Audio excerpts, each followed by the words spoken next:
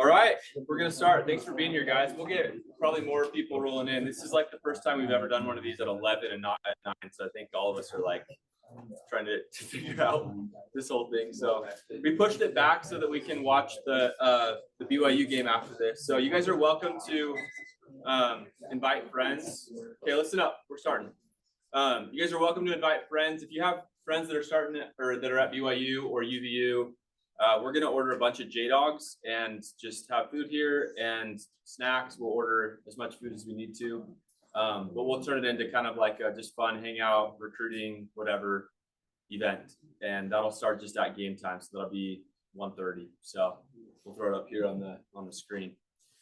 But yeah, thank you for being here. This means a lot. These are honestly super important. Like if you're interested in being a leader this summer, which you guys have all made a commitment that you are, our hope is that all of these leadership trainings that we give you all the tools and resources to confidently lead people on all fronts, right? With training them, with emotional leadership. These first couple are geared towards building teams, because if you don't have a team built, then you don't have anyone to lead, and none of the stuff that as January hits and we start to get into like summer stuff, none of that stuff matters a ton if you don't have recruits to lead. So today we'll be very focused on recruiting, retention, attracting people in your life, like to work with you and follow you. So we're going to be sharing a bunch of best practices in terms of all of those things. So I have a couple announcements. Theron is not here today. He's at the BYU game in Arizona. Theron's like a diehard BYU fan. So he's on the road. He literally left this morning and he comes back tonight.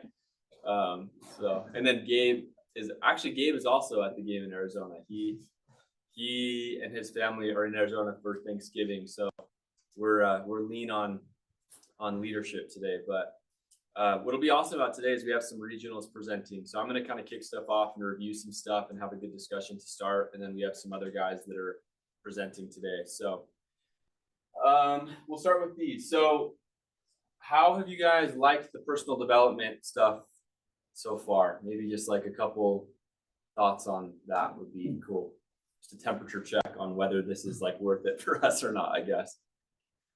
Maybe just a thumbs up, like have they been awesome? Yeah. They're freaking great. Okay, cool.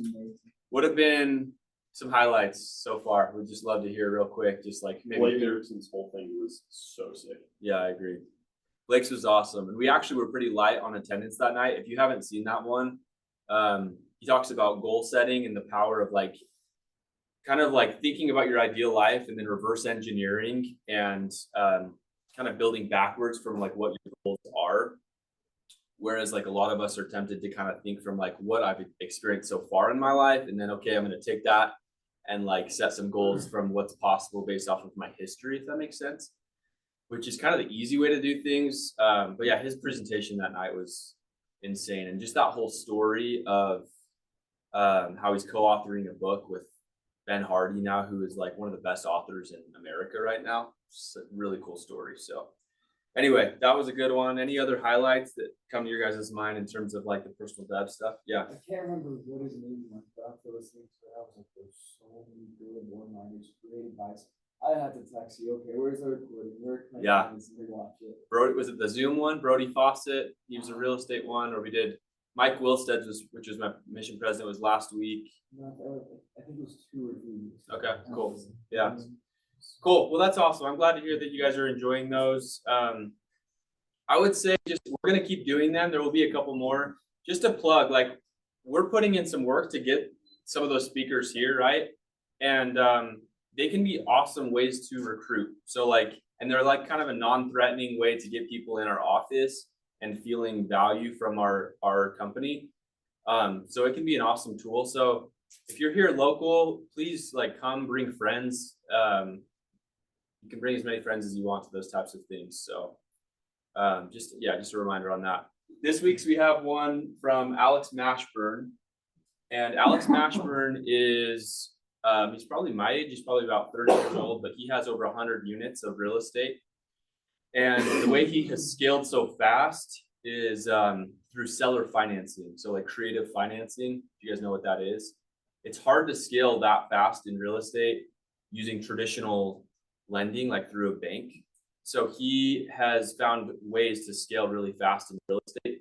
And today, with current interest rates being kind of high, it's a pretty hot topic, because if you're wanting to get into real estate, it can be a really awesome way to get good deals still with like the current real estate market. So anyway, we're gonna do a Zoom only on that one on Wednesday night. It's the day before Thanksgiving, and I'm a little bit worried about our in-person attendance if we were to do it in person. So we're gonna just do the Zoom only thing, and that's the game plan. I'll let you know if anything changes on that. So cool. And then Brett Clayton, who is Carter's mission president, he was the CEO of Rio Tinto. Is Rio Tinto the gold or the copper mine? Yeah, copper mine. So that's a big. Yeah, he's on the board of directors for BYU. He's really accomplished. So Cool. make sure that you come, bring your friends. It'll be really good. Cool. So that'll be December 5th. And then we're gonna do a pickleball event December 10th. We'll probably do like a tournament and give a bunch of cash away to the top team or maybe top 3 teams or something. So bring friends to that. We're just trying to do things to give you guys options to bring people and get to know us. Top 10 trip is in January. That's exciting. That's coming up. The first sales training, this is a big one. So January 15th is the first sales training. We are going to do kind of every other week. You'll have a sales training here locally, and then we will come, our regionals will travel to Cedar and Rexburg, and they will, on the off weeks, they will do an in-person sales training there. So if you're in Rexburg or Cedar, you can count on in-person sales trainings every other week.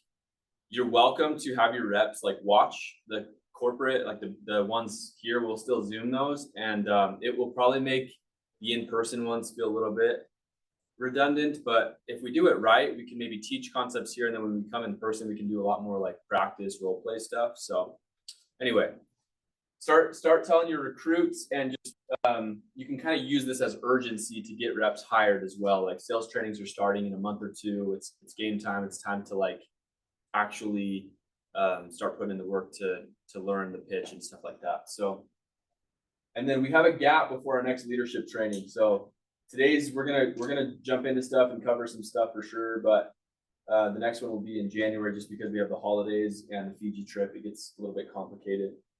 Last announcement. I'm gonna show this here in a sec, just like where we're at as a company on hired reps, but we are crushing in terms of hiring. We're gonna be the biggest and strongest that we've ever been this year.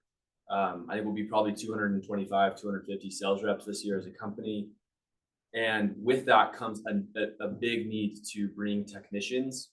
Our locations are all responsible to hire service technicians and take care of our growth, right? Take care of the accounts. However, if you've done this long enough, you know that you'll sleep a lot better at night if you have a couple summer start techs that are like friends of yours that are willing to treat this job differently in the summer. So as you're hiring, as you're recruiting and just talking to people about what you're doing this summer, especially as leaders, make sure to bring up the tech opportunity for those that don't feel like sales is the right gig for them. So it is honestly like a $15,000 to $25,000 earning opportunity. It's still pretty good earnings. They get a free truck for the summer. Their gas is paid for, and they get free housing. So it's like very low cost, pretty good job. Has obviously less upside as sales does, but just bring that up. Any questions on the tech thing? Yeah. Do they get any incentives? Like do they earn a Cancun trip of their own? Or? They can, yeah. So every location, we will decide kind of with that service side, kind of what the magic number is. It's usually been 1,000 starts. If they'll do 1,000 starts in the summer, then they can earn their way onto trips. We, over the next couple of weeks, we're probably going to roll out some sort of financial incentive for recruiting techs. And we're also going to try to get really clear on just the opportunity for technicians, because we're super serious this year about pushing our salespeople to like keep their eyes open for technicians. So stay tuned on that, but I wanted to just spearhead that today and start that conversation. What does that process look like after we found someone who wants to tech? Yeah, so the thing with technicians is they are an employee of the company that wherever you're selling, right? So if you're selling in Palisade this summer, you'll kick them over to whoever is the service manager for Palisade. Same with Frontline, same with Anchor. And then we actually just picked up a new client called Spidex. We're adding locations this year. So we have 4 clients. and whatever, and you'll know within a month or two where you're going, very likely. So you'll know kind of what service manager to kick them over to. For now, I can be the contact. So like if it's over the next month or two, I'm happy to sit down with them and kind of just like give them a soft hire or soft info, soft commitment. And then when there's clarity on exactly where they're going, then me and whoever it is that's recruiting them can kind of pass them over to the service manager, and they'll do like a formal onboarding, set the right expectations. Sometimes some of the clients want to do a little bit of training before they get out there, things like that. So anyway, really good question. Awesome. Thank you. Any other questions on the technician thing? Okay, so this is where we stand. We have 130 reps hired, which is amazing. Let's give ourselves, give your guys something.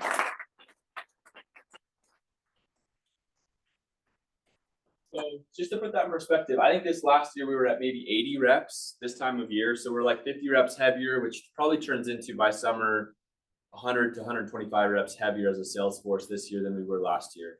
So this is fun growth. There's going to be some awesome opportunities if you will just plug in and create value here at our company. Yeah, so it's going to be a fun runway. I'm really proud of you guys for recruiting so well. We have 4 regionals now, so leadership has stepped up. I love just that we're building a foundation to kind of like pour gas on this thing and really grow. I want to highlight a couple of people that just are really just kind of taking some ownership. The main names that come to my mind are Jackson Sorensen has done an amazing job this year. Mason Richens is on fire lately. Diggy is doing amazing work.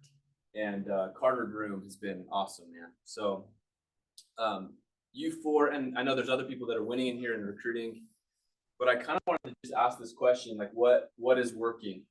You're having tons of success. Jackson, Diggy in the back, you've been a dog, man. Like what are you guys doing that's working? I want to just share. We'd love to just hear maybe some best practices and maybe some success stories to breathe some belief into the rest of us. Yeah.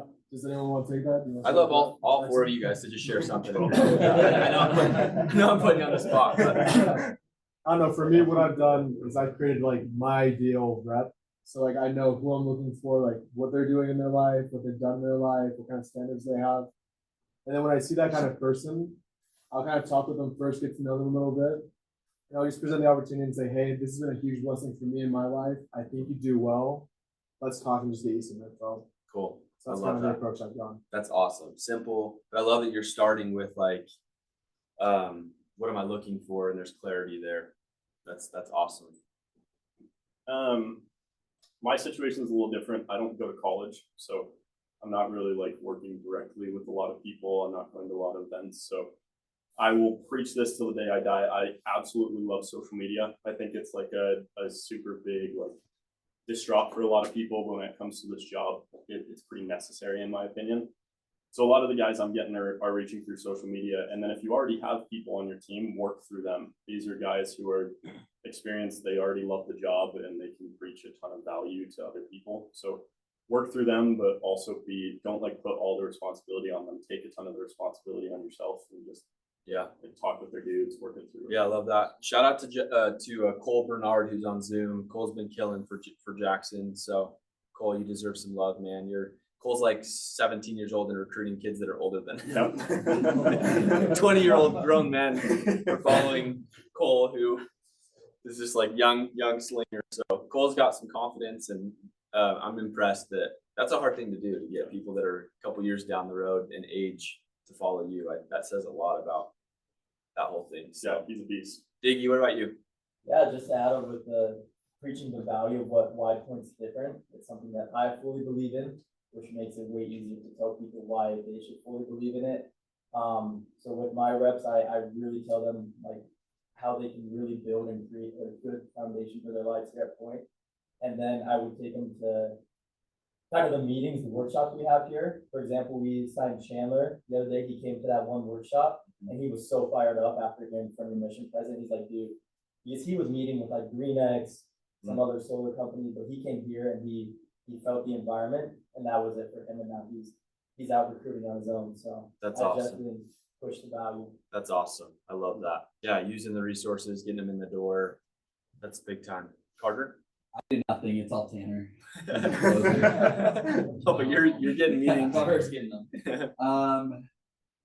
Honestly, I know that everyone can sell, and that this is just like a vehicle that anyone can use. Mhm. Just points to place to build. Just conviction. Yeah. So you're opening your mouth. I think conviction is always the first step. Like, this is win-win. This is no pyramid scheme where you win, they lose. Like, it's just not, right? You could recruit them to come out and they could win and you could lose, right? Like, at the end of the day, like, it is on the individual, and that's the beauty of this job. And so you never need to feel like you have some agenda or you're like getting something out of them, right? If you make a bunch of money in overrides, I promise you, like, it is deserved. Like, that is how this game works. And that's the beauty of it, is everyone's aligned, right?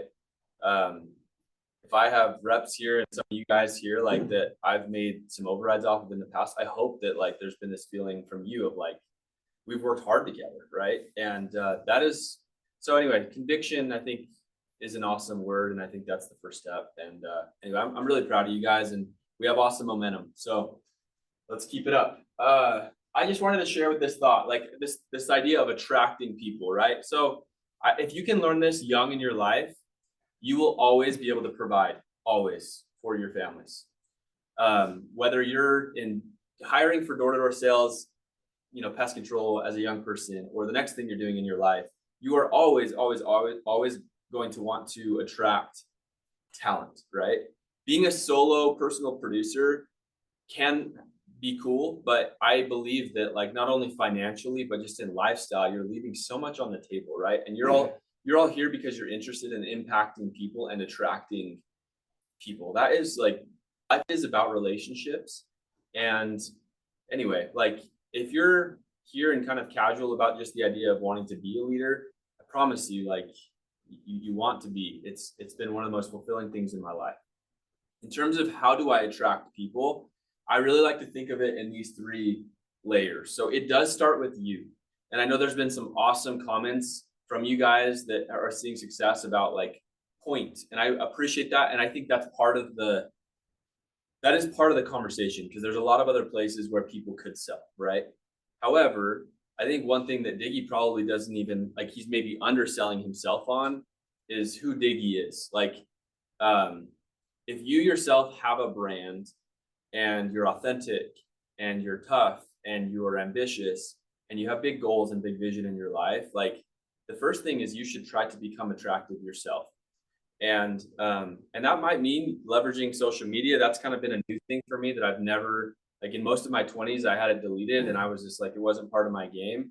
I found other ways to try to be attractive and open my mouth, but I would lean into branding. Like, I would lean into it. And I've got a strong conviction that over the last 5 to 10 years, everything I've tried to do in my life in terms of, like, hey, I use summer sales as a cash machine to buy real estate. Like, all those things that I've kind of done and tried to create a brand around for myself have served me in a really big way. So I would invite you guys to figure out what is my brand, right? And that does not mean that you're like a door-to-door sales career person. You might do this one more year or whatever, right? But going into this year, like, what are you using summer sales to accomplish in your life? And share that message and let it bleed through to everyone that you talk to. So that's my first step in terms of, like, being attractive.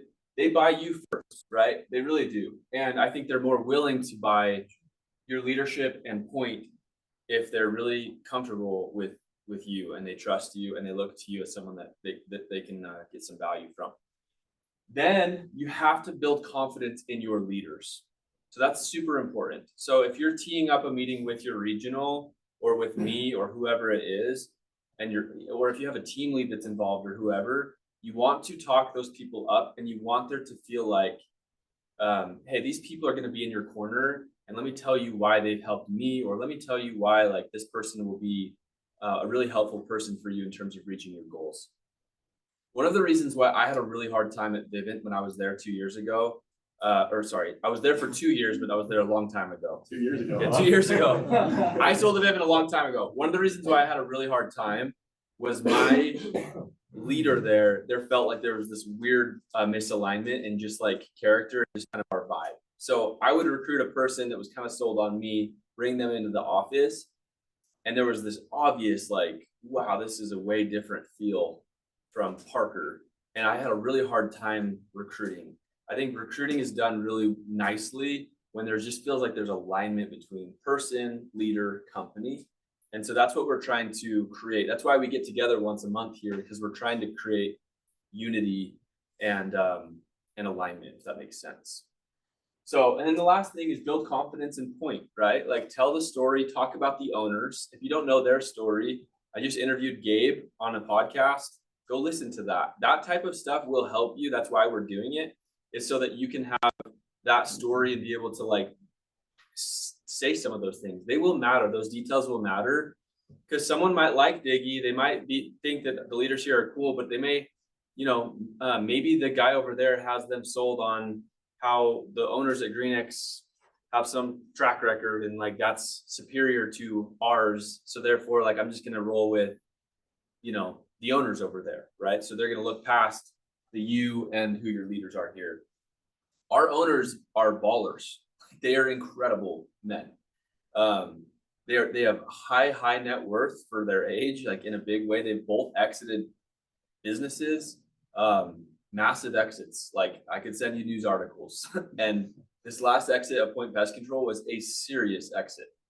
Like they were probably a top 10, top 15 pest control company in the country, and they sold that business. It took money off the table, and here we go again. Like we get to have the same owners that went and built that company, and now we're like on version 2 of that thing. So you can build like confidence in that, I guess is what I'm saying. So Cam, then we'll finish on this. This even goes for new reps. Like I know I've been working through my brand new hired reps and that have never sold before, but you can use their character as a way to like work through them. So I know like Seth Blake, I've been working with him a ton, and like he's a dog. He's a really hard worker in his previous experience, and so with the new reps, I'm like, to be honest, if I were a brand new rep, I'd want to work with Seth Blake just because I know his character. I know how he's going to perform without even having done a summer yet. And so, yeah, like you're saying, like you want to build confidence in these future leaders, even if they haven't sold yet. Use their character, use their personality, or what who they are. People want to, like you said, people want to work with people they like and trust. Yeah, 100%. Yeah, so to finalize this slide, like I love that thought. Build confidence in yourself, get confidence in yourself, who you are, what your brand is. Sell your leaders to your potential recruits and sell the company. And there's alignment. And that's the beauty of what we have going from a character standpoint, from a competence standpoint, all the way down. There should feel like there's alignment. And if you don't feel like there's alignment, then I'd love to hear about it. Like we want to create alignments to where you have confidence putting your people in front of your regional or your people in front of the company, right? So anyway, cool. Just a reminder. So this is like total review, right? And I'm going to be quick on this slide, but I think of this as a funnel. So first step, create a list, be intentional. Every Sunday, I do a weekly planning. It takes me an hour or two. I do it every Sunday morning, and I have literally not missed a week for like as long as I can remember.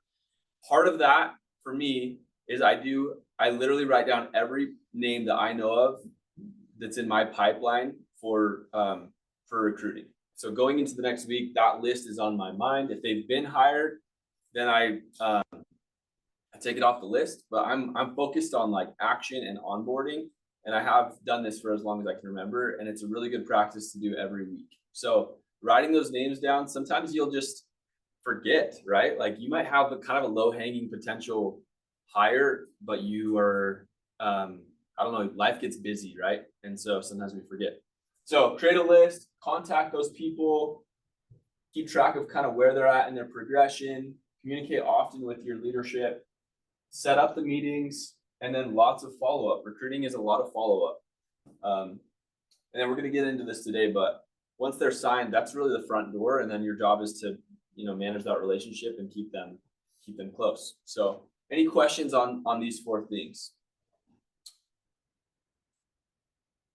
Okay, so this is again just a review. I just want to just cover this really quickly, and then we're going to get through some awesome content today. But we all have some looking, fruit people that we know that are great to start with. Power base is going to be siblings, people that we see all the time, people that we have a way high level of trust with, that we talk with basically daily. Warm network is going to be mission friends, high school friends, people that we still talk with decently often. We know them, we know about their life. Like we have a relationship there, right? And then cold network is going to be people that I'm just meeting right now. So a couple thoughts just in looking at this, and I'm happy to answer any questions that you guys have. But in terms of like, if you're just meeting someone, recruiting is a relationship game. So I just want you to always remember the fact that if you don't have a relationship with someone that you're trying to recruit, you need to create one. You need to work on that relationship and try to move them into a warmer network or a power-based network, and your chances will go up exponentially in terms of recruiting. Okay. Do you guys have any questions about the reach out on this slide, or just strategies in terms of recruiting? Yeah, Diggy. This is kind of a question for everyone. Yeah. With the cold network, because I haven't grown, I think, that much through cold networking. Yeah. Does anyone have a cool success story or something that worked when it came to hiring or recruiting from a cold network? Does anyone have some ideas for that? Yeah. Who's got some success with that, Carter? I've actually had one of my big hitters that came out last year was from a cold network, and I've had 3 people jump on this year from a cold network. What I would say is you have to live your life in a way that like people look up to you. I actually had a conversation with a close family friend just the other week, and he was saying, well, you guys, like, I always hear people at sales companies say they always make like over 6 figures, and they live in an apartment complex and drive a crappy car, and they don't own any real estate. They have no investments, but they're saying they make 100 grand. He's like, and I just like don't believe them and just think they're tools.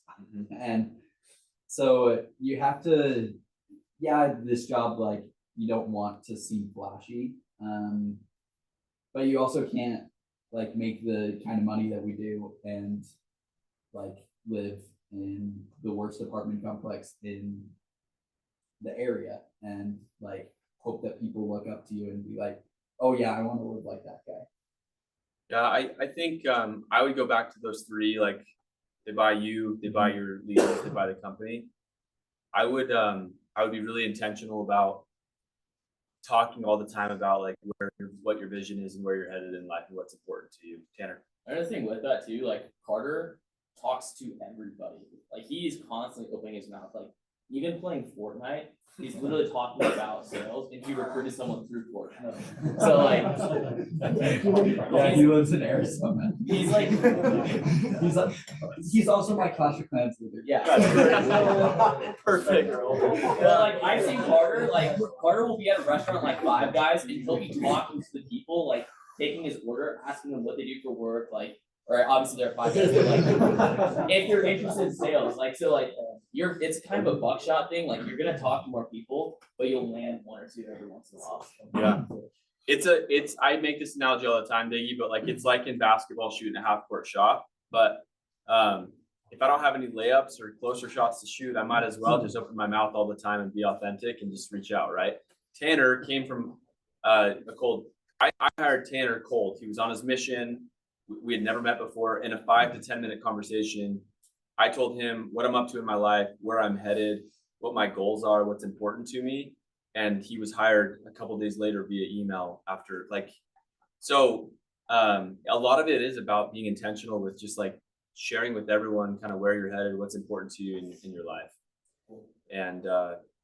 And sometimes you're never going to see someone again, so you might as well put a shot on goal and just send it, right? Other times, you're going to be seeing that person over and over again, and you might want to nurture that relationship and kind of work through it. With Tanner, I knew that he was on a mission. I went back to my mission to visit, and I was with my wife, and I knew I was never going to see him again. And it just kind of like, was kind of like, yeah, like I was never gonna see him again. So there was just this like, do you want to, what are your thoughts? I was able to just kind of speak more like, let's do this thing. But honestly, in a lot of ways, sometimes people like Jake Elder, probably Tanner, same thing. They almost like recruit themselves because they're just like, I don't really have like an anchor or a person to kind of like follow right now that's going down a road that I want to be going down. And so you can kind of just attract them sometimes less with like the words you say, but just more just like being able to spell out where I'm headed in my life. Anyway, I don't know if that's helpful. Carter. No, just going along with that, like give them a vision too. Like yeah, show them where they can be in 5 years. Yeah. Like a lot of people going to college, I was in this situation, like you don't know what you want to do. Like you're worried about the workforce. You're like, yeah, maybe I'll meet somebody along the way. Like, who knows? But if you can give them a vision and just say, listen, like this is where you can be at even in 2-3 years from now. Yeah. Just I love that. Work your butt off, then they start to create those goals love that for themselves. I'm gonna throw up one more slide and just simplify everything. If it's a cold network, work on the relationship. If you're only gonna have one shot on goal, just send it. To simplify everything else, these are the 4 things I want you guys to think of going forward in terms of recruiting, because we're going to shift gears today and talk about some other stuff. But in terms of recruiting, I want you to ask questions, be curious about people. Okay, like if you're in class and you have your earbuds in and you're just like not talking to others, then you're shooting yourself in the foot in a big way. Like recruiting and business in general it's a social game. A lot of these companies like Vivint and Aptiv and a lot of these companies, like I know they have executives that do that. Todd Peterson, who founded Vivint, I've seen him operate at the gym and things. He will talk to the lowliest janitor. Like he is just curious, right? And that's one of the things that I really admire about people like him is if you can be really curious and just ask people about their life, then it opens up opportunities for you, to Carter's point, to then be able to tailor benefits to them later on, right? So 4 simple steps: ask questions about people, get to know people, tell them about the path that you're headed down, and then tailor the benefits of like what you've got going to maybe their situation and how it might benefit them. So that is the simple way to recruit.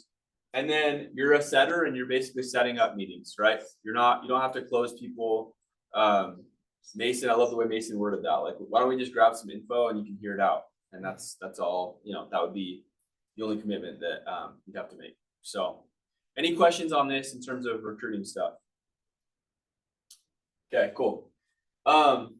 Last thing. So sales training start in January. There's natural urgency built in, right? So this is like trucks are in the area. In the early fall, sales is a long ways out. Training doesn't start till January.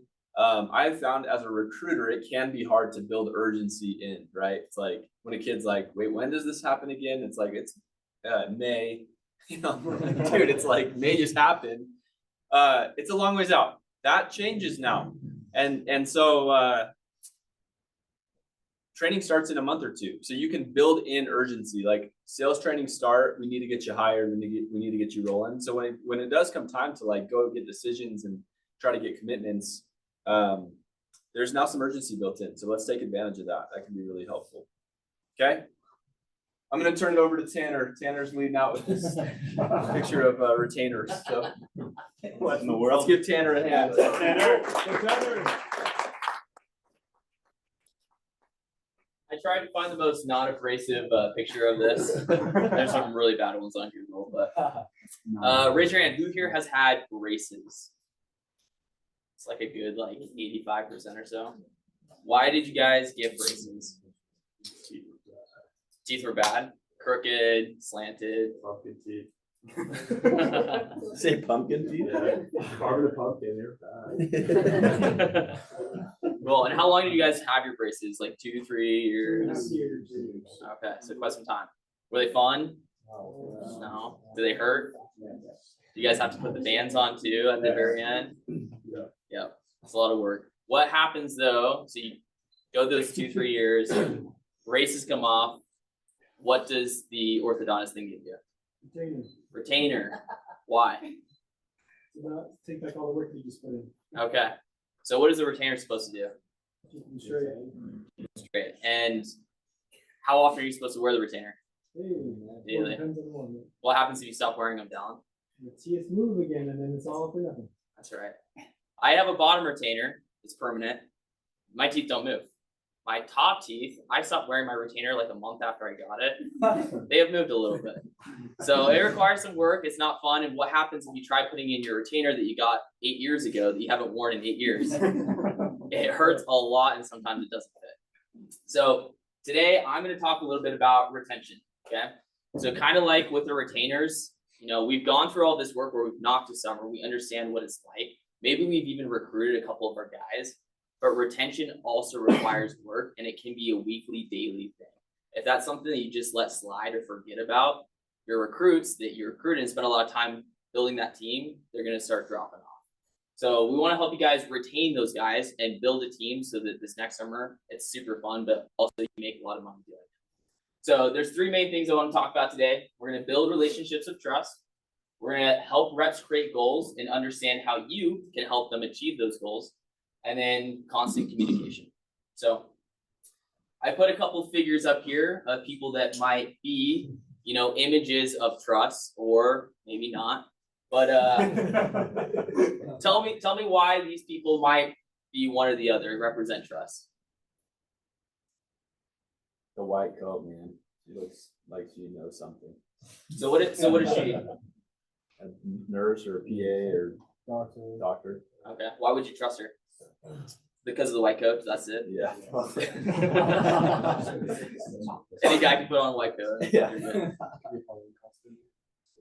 Yeah. I mean, white coat. The tools that she's got there, binder. I think it's just the uniform. Okay, so you trust her based off of her appearance. She also she's a nice looking lady, you know. Okay, cool. Yelson? Yeah, I would say. Well, I don't know about that lady in that picture specifically, but when I go to the doctor's office, like I know that they have a degree, right? They've had education to like diagnose people, right? So yeah, it's easy to trust them after that. That's awesome, Jackson. Same thing. Yeah, Mason. Well, I mean, like when I go to the doctor, or like looking at these other pictures with the judge and a mother, I think is what you have in mind. Whenever I go to these people, I know that they like care about me and like they care about my success, whether it be like my physical health or like my mother cares about like growing to a good person. So I know that they're not just in it for like their gain, they also care about me and my growth. Yeah, which is important to me. I love that you brought that up. Like all of these people should have your best interest in mind. Like doctors, like the Hippocratic Oath, like they're literally like required to assist you. Like mothers, like they raise you up because they want what's best for you. I mean, the doctor also looks super nice, so you can trust her. But like their job, their roles are supposed to help you guys and not because there's financial gain. And so that's a huge element of trust that I've seen from people like Parker, right? Like Parker, yes, he might make some money on an override on me. I might make an override on my brother. But my brother knows that my best interest is to help him succeed. And so that's kind of why I put these guys up here, because we should be examples. We should be the people that we see up on the screen for our reps. Tell me about the guy in the middle. Why do you think I put him up there? I don't know if some of you guys recognize. I know Sam recognizes it. Who is that guy, Sam? Saul Goodman. Who is Saul Goodman? He's from Breaking Bad. Is he a good guy, bad guy? Depends who you ask.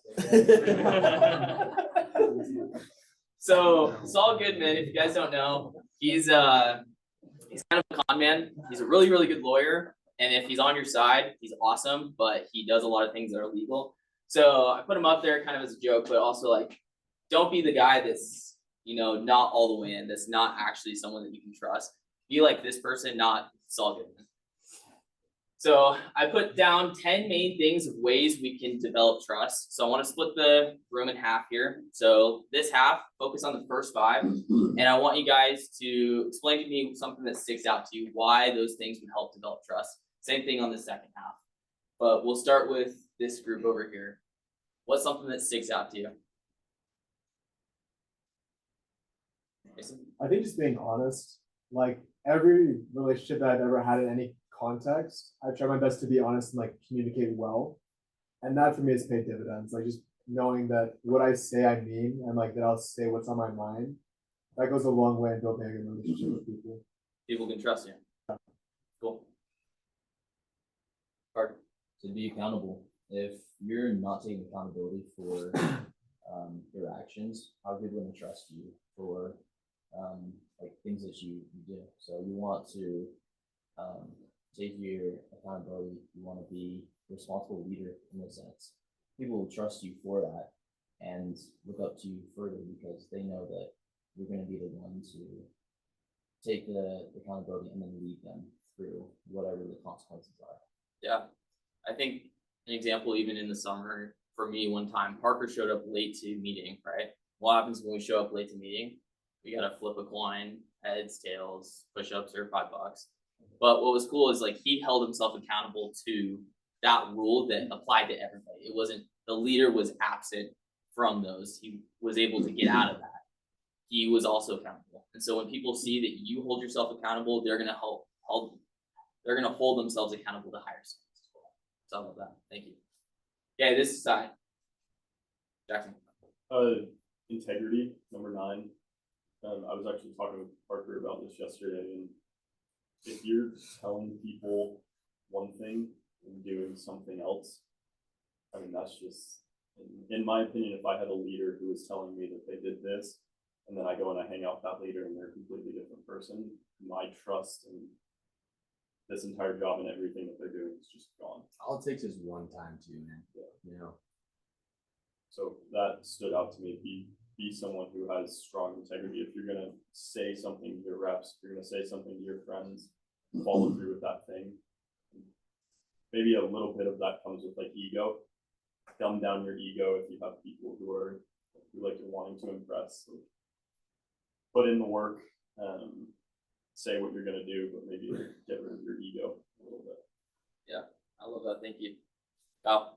I was gonna say the same thing, but just to build off of that, like with number 7, with feedback, like no one's gonna take your feedback if they know you're lying about how things you're doing. Like, oh, I'm on the doors till 10 p.m. They know you've been home since 7. It's like I'm not gonna listen to what you have to say. So I'm keeping it real, even if you did have one of those days, just like being real and people respect you for that.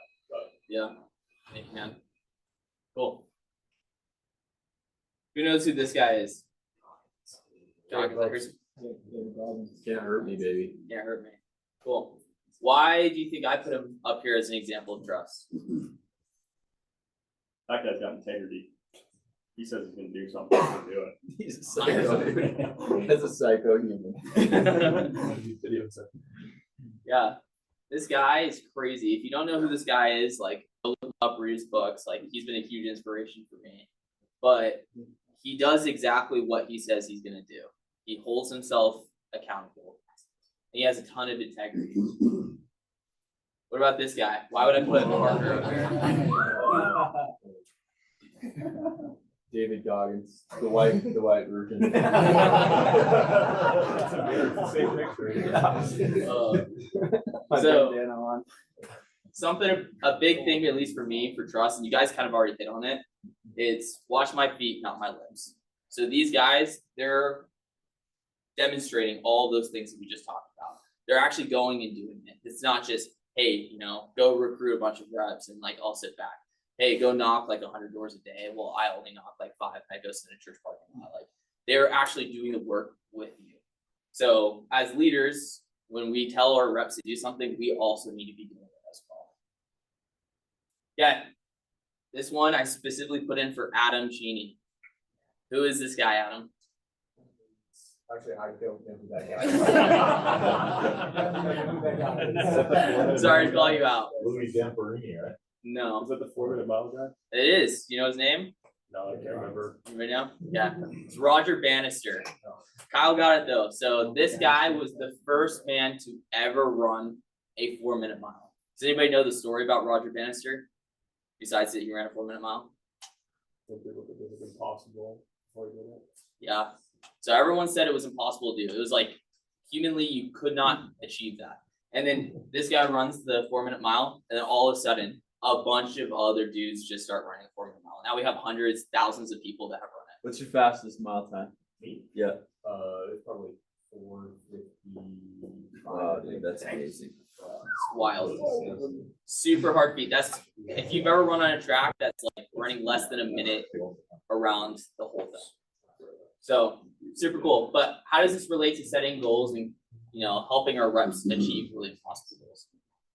Well, I want to share with you something that we learned from Brody Fawcett at InvestorCon. I thought this was something that was like super unique, super helpful for me to kind of break out of the jar. So go from, hey, I want to make, 20,000, I need to pay for school and all this stuff, to like, okay, what does it look like to buy real estate? What does it look like to pay off, debt? What does it look like to buy a new car for my wife? All these things, travel the world. Okay. So oftentimes when we set goals, this is the kind of the model that we go through. So we see.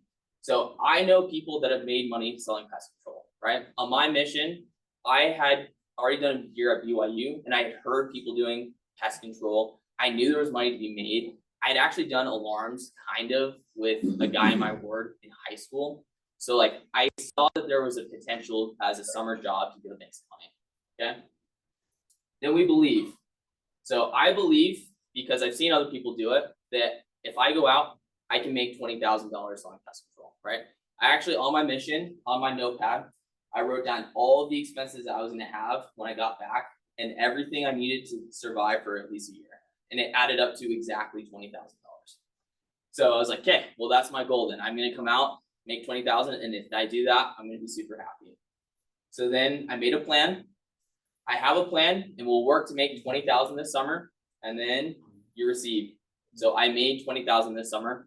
And that was what it was able to sustain me for the year. Just exactly like I planned it. So with that, I bought a car, a laptop, school, went snowboarding, got an apartment. Awesome. Super great goals. However, there's a way to flip this. And I want you guys to do this not only for yourself, but also to teach this to your reps. And we're going to change the process of goal setting. But the problem with receiving only what we've seen is big goals seem impossible. So we don't ever chase them. We're going to base beliefs not on what you have experienced, but what you believe you're capable of becoming. So how do we do this? Well, we flip the model and we start with conceive. So rather than starting with C, where I've seen people do this, I've heard about people doing this, okay, we're going to conceive. And what that looks like is we're going to ask the question, what would it look like if I sold, 250,000 of pest control? Put X there for your reps, for yourself. Next year, by working all the hours, developing daily discipline, staying positive, working out, etc. Okay. Then we're going to go into believe. Okay. So because I've already conceived this, now I believe I can sell $250,000 of pest control because I have a solid plan. I've conceived it and I'm going to stick to that every single day. What happens next? We receive. So this last summer, because of this model, I was able to sell $285,000 of pest control. I jumped above what I even conceived. Okay. And then I see, I know it's possible for myself to sell $285,000 of pest control. And I know that I can sell even more. Okay. So what's cool with this is you do this for yourself. I promise you, your results this next summer, they're going to drastically increase.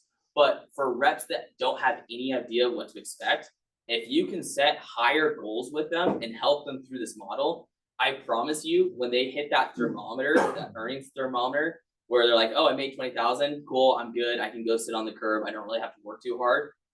That's not going to happen. They're going to say, wow, I have a goal of like 100,000, I still have work to do, let's get to work. Okay. And as a result of that goal, I was able to get more into real estate. So this is one of my properties. We were able to travel and we're going to continue to travel. Snowboarding, I have more time to go to the temple, I have time to go to the gym, my wife is going to school, we bought the car. So all these things were possible and these were all goals of mine, but because I conceived first rather than saw. Does that make sense? So cool. I want to show a couple videos here and I try to make them fun so they're entertaining for you guys, but we're going to talk about them. Do we have volume, Parker? Should be good.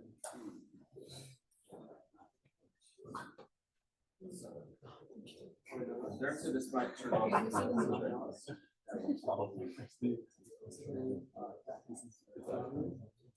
may turn off. Can you turn it back on? Does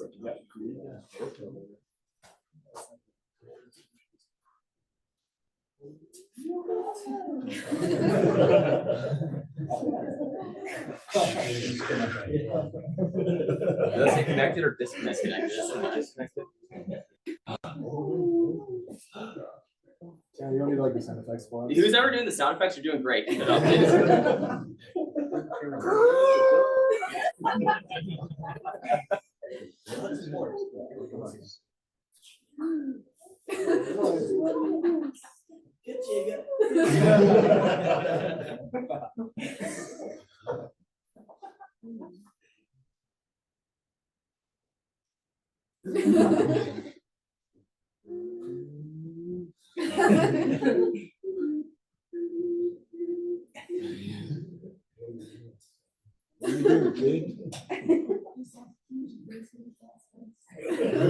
You see this a lot.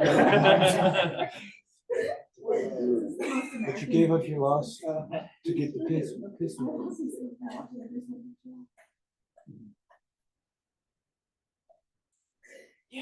I think he says somewhere is like it's just an empty cup or something like that. Yeah. The chick just looks like an absolute fool.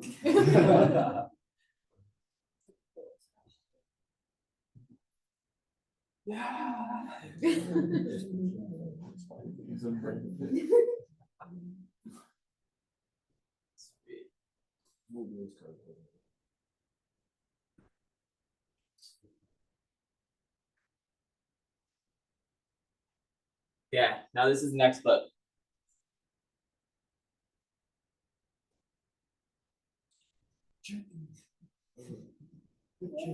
Why isn't anyone celebrating?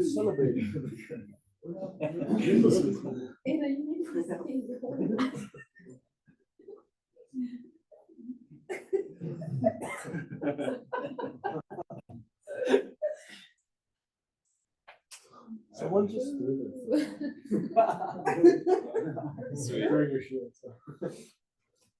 Yeah. So what did we notice from those videos? Let's talk about the first one, right? So we saw Lightning McQueen pushing the blue car. What stuck out to you about that scene? Why is that kind of an iconic scene? Yeah, Eli. He throws away everything to help his mentor. Well, like our competitor. Yeah, so he was about to win the race. He was about to be first, right? His lifelong dream. His lifelong dream. And then he stopped. Then he turned around, right? Yeah, I think it's cool that he prioritized someone else and like their wants or their needs above his own. So like the King, for example, that was his last race, and he wanted to make sure that he finished strong, and that to him was more important than him winning for himself. Like he wanted to make sure that other people were winning. Thank you, dude. Yeah. What did we notice about the green car?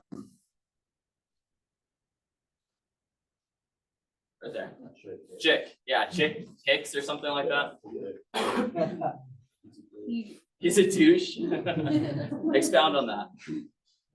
No one is excited for him just because he's selfish, doesn't care about anyone else. Typical sales, bro. Yeah, what did he do to the blue car? Did you see why the blue car crashed? Sabotage him. Sabotage him, yeah. So not only did he get first, but he got first only because he sabotaged the other guy, right? Who's a competitor. So question I have. On that. Yeah. He wasn't even gonna get first to when he was gonna flip King. He purposely made it so that the other person didn't succeed and didn't do the best because he still wouldn't have won. He was fighting for second. Yeah. Yeah, he wasn't even get first. It was literally second place. So yeah. My question is for you guys, like what kind of leader are you gonna be? And especially when it comes to creating those goals and helping your reps, right? We can be the kind of guy that's like, cool, I have a clear vision. Like, I know what I'm capable of. Like, Diggy over here, he's a dog. Like, he went on his mission, but before that, like, he was crushing it. And Diggy very easily could say, cool, I recruited all you guys. I know what I'm doing. I'm just going to go out and wreck and let you guys kind of figure it out. Or he can be kind of like Lightning McQueen and say, hey, look, like, you might struggle over the summer, but I'm going to help you along the way. And then he doesn't look like a douche, but also it's way more rewarding to see your guys winning with you. They might be competitors, right? Like Diggy's not making like a full like commission on those guys that are selling, but helping those guys sell is going to motivate him and his whole team, and everyone wins that process. Yeah. I think what's cool about this is Lightning McQueen was in first. I'm pretty sure he was in first like the whole time, and when he saw the Dynaco guy start to flip and roll over, he was still going for like a couple seconds, but then like Doc Hudson's voice came in his head, and I think that voice we need to have that voice as leaders to say like, I'm winning, I'm full speed, like pedal to the metal. But then you start to see your guy Dynaco like flipping. It's like, well, I need to change gears and I need to start pushing. And it's okay to be a leader that's like totally winning from the front and has the gas down at all times. But you need to be ready to flip the switch and start to push when needed and go and help the reps when the time's right. 100%. Thank you, dude. I love that. Yeah, it doesn't take away from what you're capable of doing, but you do have an opportunity to help people too. I think something that comes to mind here is and Cam talked about it a little bit, but we kind of looked at Lightning McQueen in this instance as like the leader, but you have to look at who's over top of Lightning. Like the reason he did all of that is because of Doc. And yes, it was Doc Hudson's voice that came over the thing, but Lightning was looking at past experiences that happened to his leader because his leader was so good at influencing him and making those decisions for him and helping him out. But when a situation like that happened to somebody he cared about, it wasn't a decision. It was a necessity. Yeah. Lightning McQueen learned that through the mentorship of Doc Hudson, Exactly. which is cool. Like we all are leaders, but we also have people that we can look up to. You know, like I look up to Parker. Like I know Carter looks up to me and Parker. Like there's tons of people in this room. Every single one of you guys are leaders, and we all look to each other. So this applies to every single one of us. And it's cool to see all of you guys winning. Another thing, so Lightning wanted to win the Piston Cup and get the Dynaco sponsorship. He didn't win the Piston Cup, but because of his like actions, he was offered the Dynaco sponsorship, right? So he in the end like won because he like did the right thing to maintain the good relationship and the connections, and then he dominated the helicopter, right? So I think that's another like lesson to be learned is by doing the selfless thing, by doing the thing that like benefits most people, you can get what you need and care about. 100%. Thank you. Cool. So with this model, okay, I want you guys to go conceive with your reps. You first got to start with yourself. We talked about that earlier, right? First, people come and work with us because of you. So you got to get your stuff figured out. But once you set your goals, go conceive with your reps. And the questions I want you to ask them is, what would it look like if? Okay. If you could say you accomplished X this year, what would that take? That's going to help you create an action plan, create a vision for the summer that they can go and believe in, and then they can go execute on and then see the results at the end of the summer.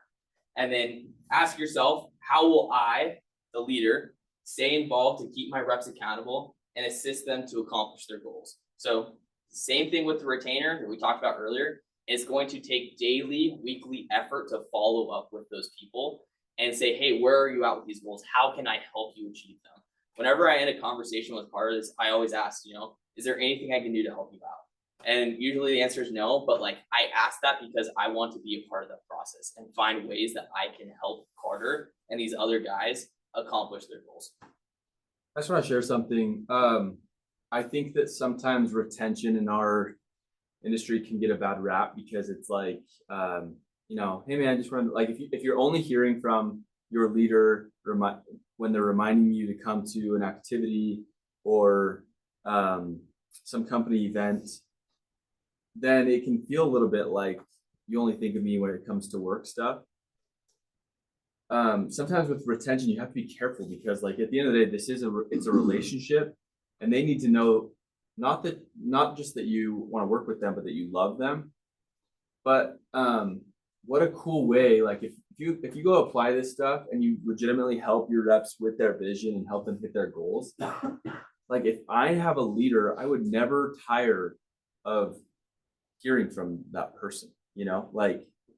Ever. Like they could hit me up 10 times a day And so I guess like the main thought is like, if you're a leader and you feel like you're blowing your people up and they're like getting kind of annoyed with like hearing from you or whatever, try so hard to make that shift to where your relationship becomes about, I just want to help you win in life, period. Like, you know, and I think that is like the best way to retain someone is to have them win, period. Right. I sleep at night way better when I know that I have a rep in our org that's selling a ton of revenue in the summer and they have a bunch of recruits. When someone's not selling well and they don't have reps, like they're 1 foot out the door because they're not winning here. And so stacking wins, helping someone stack wins is the best way to retain people in terms of work stuff. And it just is so cool for your relationship. It bonds you together. So And that goes back to that trust element, right, that we talked about earlier, right? Like they have to trust that you have their best intentions. 100%. I love that. Thank you. I think what Parker just described is the difference between a boss and a leader. Yeah. Because like when you're reaching out to someone just about work, like Yes. that is a boss-employee relationship, right? And a leader, like, I know all of my reps, I legitimately love them. Like I love Weston so much. I hope he knows that. But I'm not just committed to his success here, but I want him to succeed in life. Like I really want this to be like a relationship that we can go 50 years and he knows that I have his back and he'll know that I like truly love him. And because of that, like I don't just care about his work goals, but I care about his spiritual goals. I care about his physical goals, his goals with relationships, with his family, with his wife. Like that is all important to me. So it's not just the work relationship, it really is who they are as a person and their goals in all aspects of their life. I think that's what makes a good leader. Thank you. Cool. We're going to move into this last section here, so constant communication. So this is kind of how we tie everything, wrap everything together. But picture here, what is this a picture of? The huddle. Huddle. Why are these important? Yeah, not communicating. I know the play. How often does this happen? This is like just once a quarter, once a game? Every down. Every down. Why? Why every down? Like, do you think that they don't have like a game plan going out? Like, they don't know what they're doing. They don't know how to play football. Like, why are they constantly doing huddles? Keep everyone on the same page. Yeah. The scenario is constantly shifting. There's things that pop up. And so they have to adapt. And then they keep that constant communication because they adapt together. Okay. So communication enables teams to build relationships, establish trust, and work together towards common objectives. I underline some of these words because I think they're powerful verbs, right? Enables. So empowers, provides ability to. Build relationships. So we're, just having friends that we're telling about recruiting. Hey, come do this summer job with me. It's super cool. But we're going to build something kind of like Mason was talking about, where we actually love the person. And we want to be involved in every single aspect of their life. And we build that relationship. So now they're 100% involved in this and they want to go and replicate that as well. Establish trust. We talked a little bit about that earlier. And then working together. So now, it's Weston, right? Weston and Mason, they're conjoined in this goal to, hey, we're going to go accomplish as much as we can this next summer. We're going to go make as much as we possibly can together. And we're going to do that as a team. So the way we keep constant communication is we have activities, right? We have these leadership training meetings for you guys. Like for Parker, Parker has done this like 10,000 times. He's been doing this for like 8-9 years. Like this information is not new for him, but he shows up so that he has communication with all of you guys and he can teach you some of the principles that has helped him be successful. The reason that we have activities where like Cam goes to Topgolf, like Cam likes Topgolf, I'm sure he does, but he doesn't pay for like 30 people just so he can go to Topgolf. Like he can go do that with his wife whenever he wants to, but he does it so that he can keep communication with these guys and build those relationships. Same thing in Cancun. We had a group that went and did some secular excursion. And like I could have easily gone and done that with my wife. Like it would have been super romantic, be alone, but we did it with the group because I want to be with you guys. I want to be a part of your guys' life. And this is a way we have this constant communication. The shooting range we went to in Rexburg, that was a sick activity. And some of these boys shot a fully automatic gun and it was awesome to hear that. But We have activities all the time. And if you guys are sleeping on these and not inviting your reps, you're missing out. It's money that we intentionally pour in to enable you guys to retain your people. And so often I see, oh, I've got a test, I've got to study for. Guys, I was in college, like I get the grind, but I prioritize this job and my relationships with my reps over school. And I was still able to get A's in all my classes. Like it's possible to balance both. It's not one or the other. There's an and in that conversation.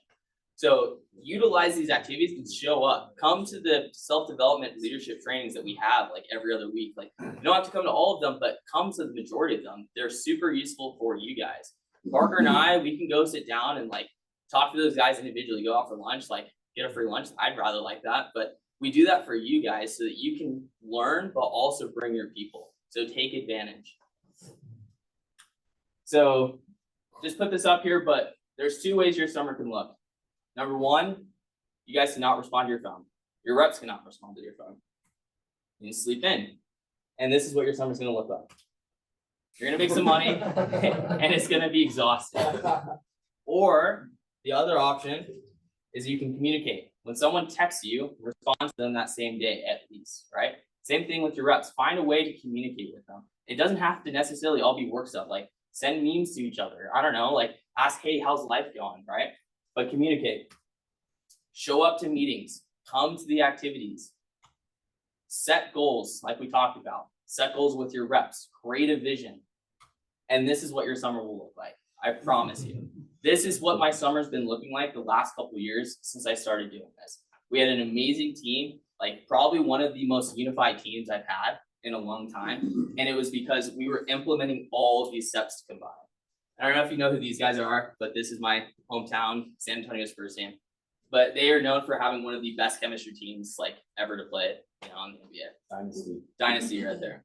So your choice. Your summer can look like this or like this, but I think all of us want it to look like this. So as leaders, we need to start doing things to show, hey, our reps need to showing up to these activities, communicating and setting goals. So that's it for me. Retain your reps. Have a great summer.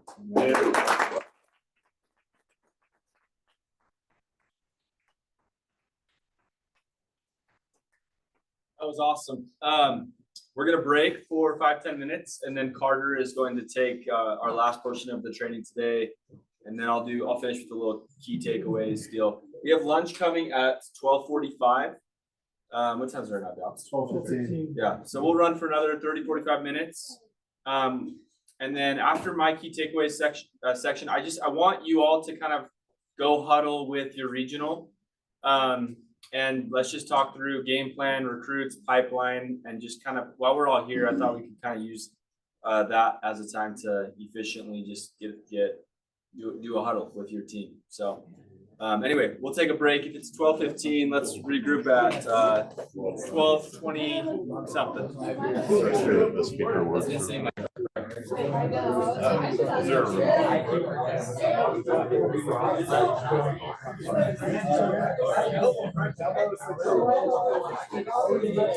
let's get the speaker.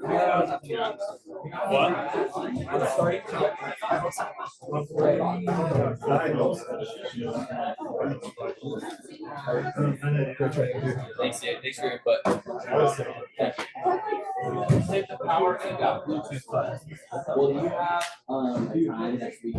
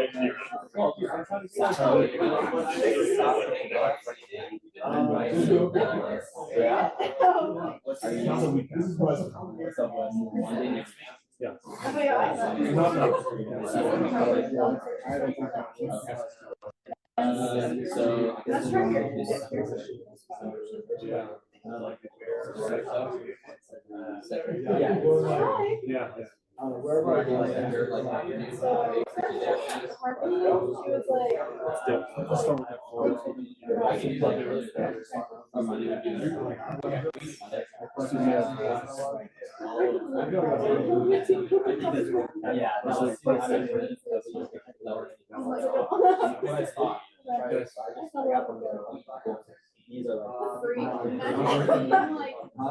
No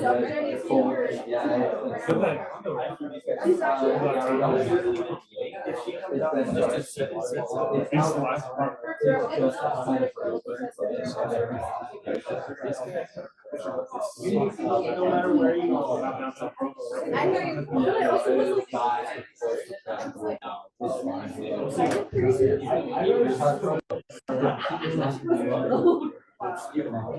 It was great.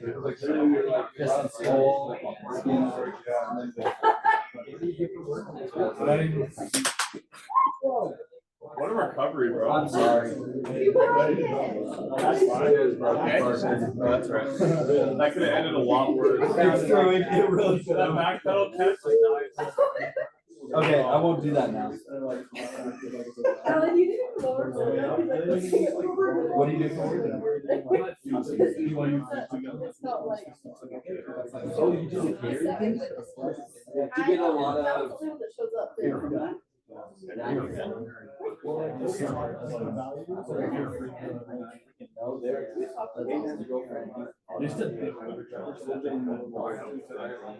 Oh my gosh. That's crazy. You didn't have to ever say that, though, right? Because I don't think you.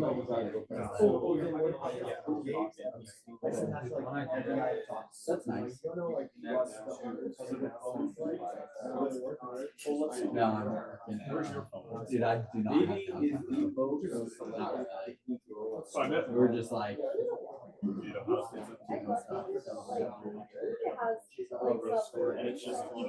Well, just like if I'm in school,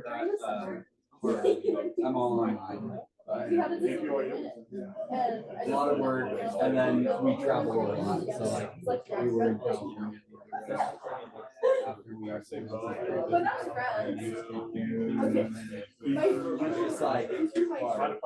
lots of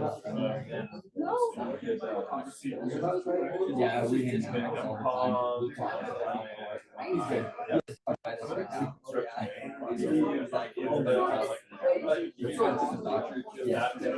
And they gave him like, yeah, so he's like, dude, I'm like glad we're out of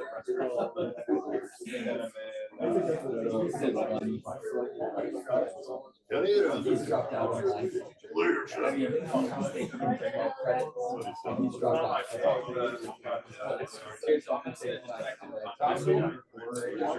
It's like that should work. Physio connected. Here, I'm gonna try it real quick. When are you coming up to Idaho? Yeah, water.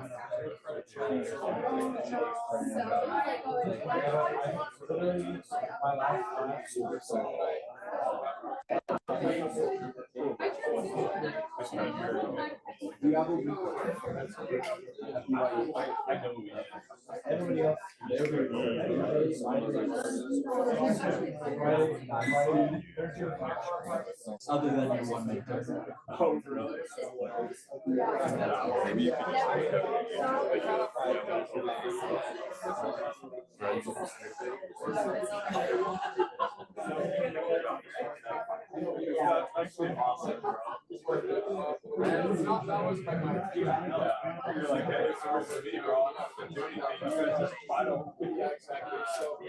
I'm really excited.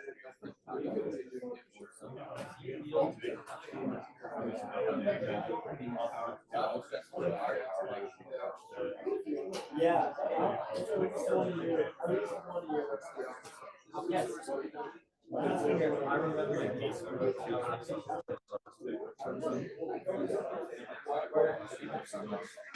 First time around, on the first day, my friend over, he got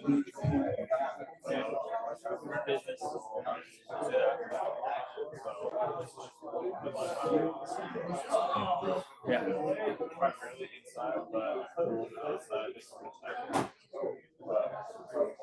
some ball. tell me his story, his vivid story. But his coach is like, he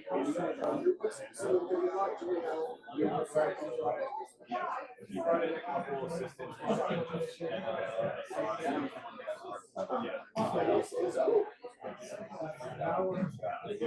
Most of the players are just like, kids guys come out of here and expect things like this. It's not like I'm gonna think about it.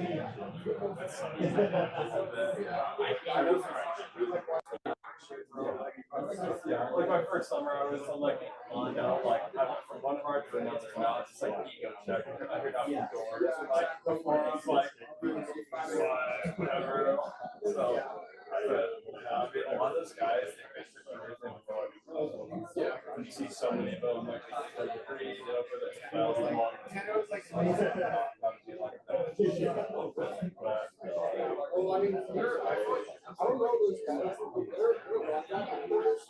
dude, yeah. And that, I played last year, I was competing with this dude, and I was like, like 6'5", probably 330. He wants got 40, 40, 40. He's easily found. He's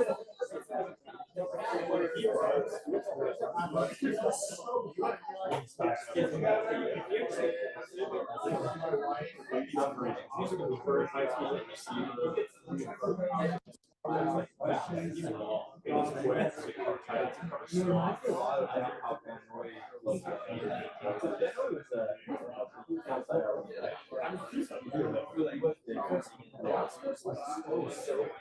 I mean, he's really good.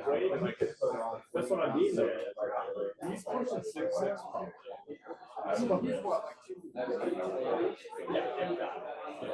Because when I was there, so they completed, but even still, like he's still. So our doctors, Harrison Tiger, they brought all of it up there. Finn's good. So the only guy that was there when I was there was Isaiah Montana. He moved him back.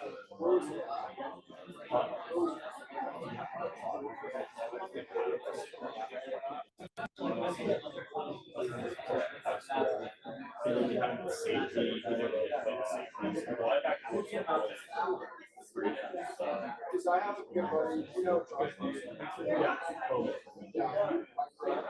It's so bad when you just like go to wait on. Yeah, now I gotta get it down.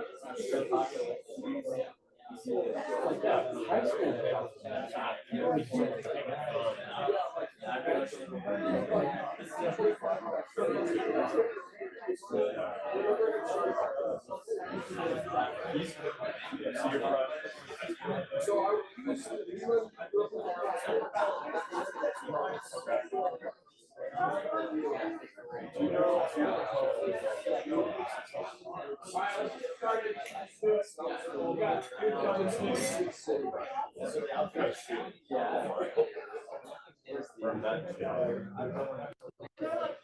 Nick Robbins.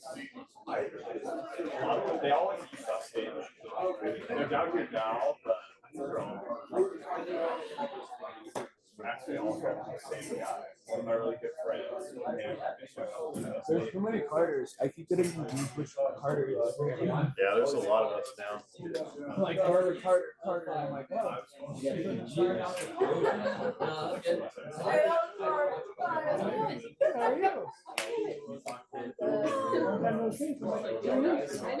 Weather's going on the front row. I'll be kicking you guys.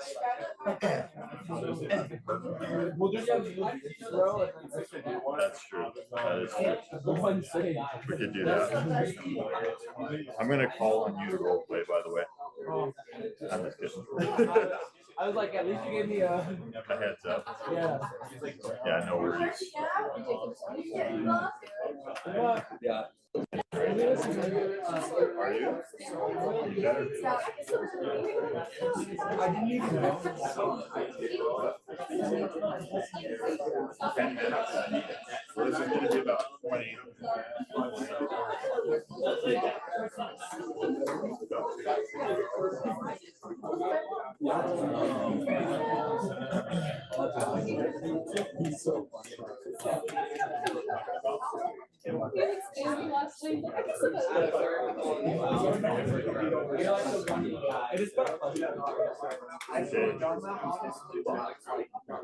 Okay, let's get started, guys. Jackson in the hall, but it's all good. Let's get started. I'm really excited to love you. I'm really excited to be able to share some principles today on leadership. Actually, a lot of the principles that I've prepared are in line with Tanner's. So I kind of feel like we're on missionary mode, like switching off there. We're totally in line there, but a lot of the principles, or at least 3 of the principles that I am going to be sharing today come from this book, The Go-Giver Leader. I would highly recommend you guys read that. It's changed a lot of my perspective. And then the last 2, so these are the first 3 that will be on the Go-Giver. And then the last 2 are ones that I have seen in leaders here that I think are important attributes and go right in line with this. But first, who was at Parker's Mission President's thing this week? What were some takeaways? Yeah. I talked a lot about like perfect leader being very, very Christ-like, very selfless. Yeah. Best for you, or who you lead, stuff like that. Yeah, I really like that. That was like a crowning principle for him in his whole training. What else? Cameron. He did talk about, like, he hit on it just a little bit, when to say no, when to say yes to the right things, and he kind of led into the business he's built. He's built with people that he has chosen, like, been super intentional with the leaders he's worked with, and because of that, he's been able to say no to other things, and that has helped him just be stud and open those businesses, run those businesses. So saying no to certain people or things is okay, based on your code of ethics or your feelings. It's all right to choose the path that you want. Yeah, I like that. He talked a lot about priority too. Yeah. So prioritizing the right things. One more thought. You talked about how winners never cheat, and I really like that just because it shows a lot of integrity within any sort of leader. Like, you have someone that you're going up against in a competition. It's always important that you play by the rules. Don't be a good chicken guy. Chick cake. Be the guy. Yeah, I love that. One of the things that he brought up at that training was he had a personal leadership guide that he stuck with. And that inspired me, and that's what this is all based off of. Like, we could probably add 5, 10 more principles to this list, but I feel like these are the most important principles at Pointe. So we've actually, I think Gabe has brought this up before, where there is no vision, the people perish. And then this is a quote from the book: anyone can come up with a vision, the hard part is holding. What do those two things mean to you? What's the initial thought there? Holding for me, actually on Cam's point, I think in order to hold true to your vision, you have to say no to things along the way. And so there's always going to be things that are the highest and best use of your time. And I think in order to bring about a vision in life, you have to be so set on that thing. And if it serves me in bringing that thing about, the answer is yes. If it doesn't, the answer is no. And so I think not only is it okay to say no to things, I think it's necessary to say no to things on your way to getting what you want in life. Can I ask you, how do you know when to say no to things? Well, I think the beauty is if you begin with the end in mind and like I think of like a GPS. Like if I'm trying to go home to Saratoga Springs today, I'm not turning in the wrong direction on the way home. If someone's like, "Hey, turn right here," you should do this. I'm going. I want to see my family, right? Like, yeah. So if you begin with, that's the danger in not beginning with the end in mind and having a vision. That's why people perish when they don't have a vision. Yeah. Is when you have a vision, you know what your desired destination is. When you don't know what your desired destination is, like one of my favorite books of all time is called Outwitting the Devil. Mm-hmm. And in this book, it's by Napoleon Hill, and he talks about the devil.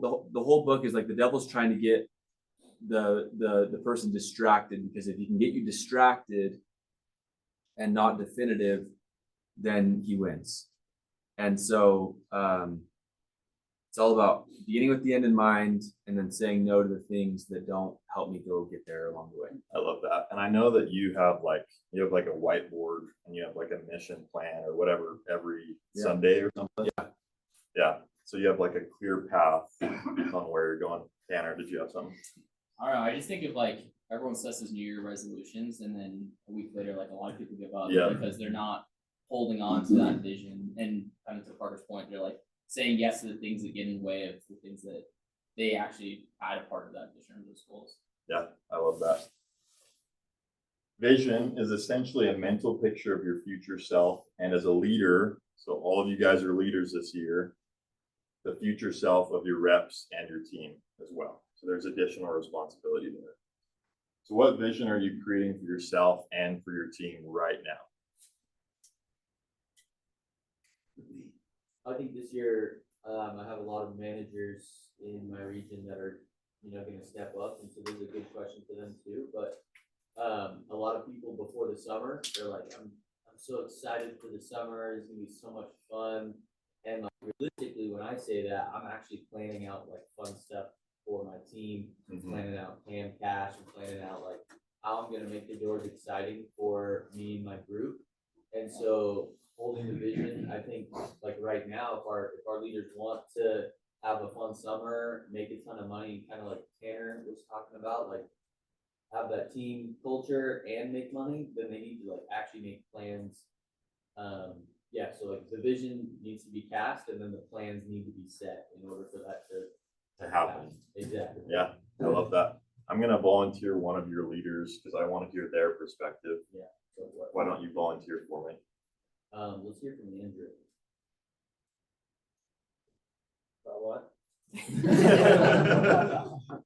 We're talking about holding the vision and how you are going to cast your vision for this following summer with the reps that you have kind of within your network. Or how you're doing that right now. How are you creating a vision for your team right now?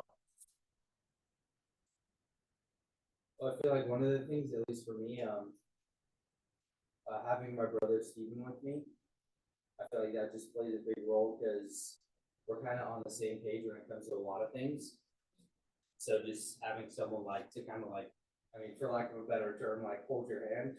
Yeah. I feel like that's something good to have. So I don't know, Steve and I literally do everything together. So I mean, having someone to hold to, at least in that regard, is at least pretty big for me.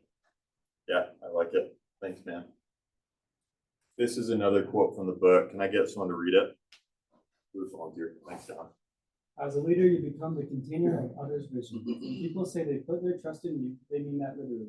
They place their hopes and dreams, trust and faith, even fears into your hands, because these things feel too fragile, too big, too important, too valuable to hold on to them themselves.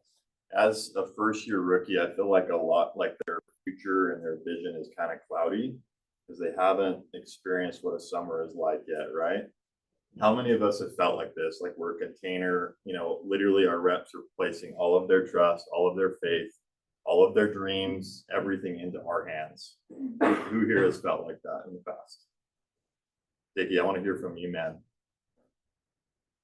Just with like how, with kind of, I think all of my recruits, a lot of them are cousins or I have really good connections with.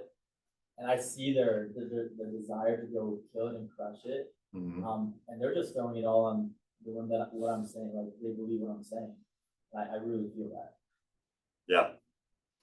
There's a lot of responsibility that comes with that too, obviously. So, out of curiosity, I don't think anyone will know where this is, but can you guess where this is? Can anyone guess where that is? Parker might be able to guess. Oh, I don't know. I would say Arizona State, but it's too green. Yeah, a little bit greener than that. So this is in Portland. This is in the suburbs of Portland. Yeah. And then this is on the way to Bend, Oregon. So my first summer was in Portland. We were in Portland, May and June. And I remember we transitioned to a new market in Bend halfway through the summer in July and August. And I remember a lot of other leaders were talking negatively about the market, how it wasn't going to be the same. And I didn't believe them at first, but then we made the drive out and it was a completely different environment.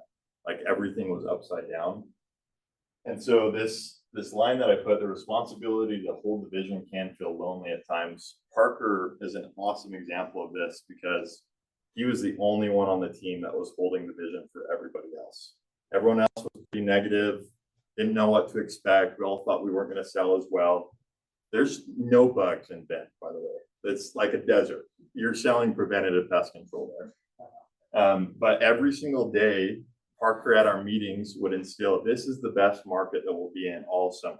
We're going to sell better here than we did in Portland. And because he kept saying that, it actually became true. It didn't become true for everyone. The people that didn't catch the vision, it didn't become true for. But for me, I did almost double in Bend what I did in Portland, which was amazing. So sometimes it can feel lonely. I need another reader. As a leader, you are solely responsible for maintaining and actively communicating the overall direction and goals, the vision for your team or organization, ensuring everyone stays focused and aligned with the desired future state. It's your job to keep the vision alive and guide others towards it. Can you pick that apart for me? Like what stands out to you in that? As a leader, just like how you're talking about, Parker was kind of like the sole leader to hold your team up. Yep. You know, when everyone feels like there's, hope in that you're in a crappy area, but if we have that one little light that, helps others stay focused on those goals that we have, then you can make any area into, a good area. It's a matter of state of mind. Yeah, it's a state of mind. And Parker, the reason why he was able to change our minds and influence us positively was he was able to communicate the overall direction and the goals. He did that every single day. He kept it alive. Yeah, he kept it alive every day. And it was his job to do that, right? It's your job to keep the vision alive and guide others towards it. So it's a big responsibility, but there comes a lot of blessings with it as well. Any last thoughts? Yeah, Eli. He also, one of my favorite parts about this is ensuring everyone stays focused and aligned. It's not just making sure that they stay focused on the goal, it's making sure that they're all aligned with the goal. They all make sure that everyone's like thinking this is the best area, because if they're not, then they're not going to succeed. Why would it be important for a team to be aligned on a goal? If you're not aligned on a goal, it's like later in the night we're watching football. If everyone thinks they're going to run a different play, it's not going to work. If the running back thinks he's going to grab it, but then the quarterback thinks he's going to run it, and then the wide receiver thinks he's going to catch it, everyone's going to be running a different play, and it's not going to work because the defense will just eat you up. It's not going to work if everyone's not thinking, okay, this is what we're doing. We are doing a jet sweep to the outside, and we're just going to run it to the end zone. That working as a team is how we succeed. Yeah, everyone has a different position, and as a leader in your organization to your reps, you are the quarterback. I love that. Yeah. So that quote of where there's no vision, the people perish, right? When there's no belief, the people also perish. And so like someone could have vision, but that as you go down that funnel, I love that kind of like funnel that Tanner talked through, like conceive, and then at some point down, was it belief next or at some so belief's next. So belief is next after conceive. So vision, belief.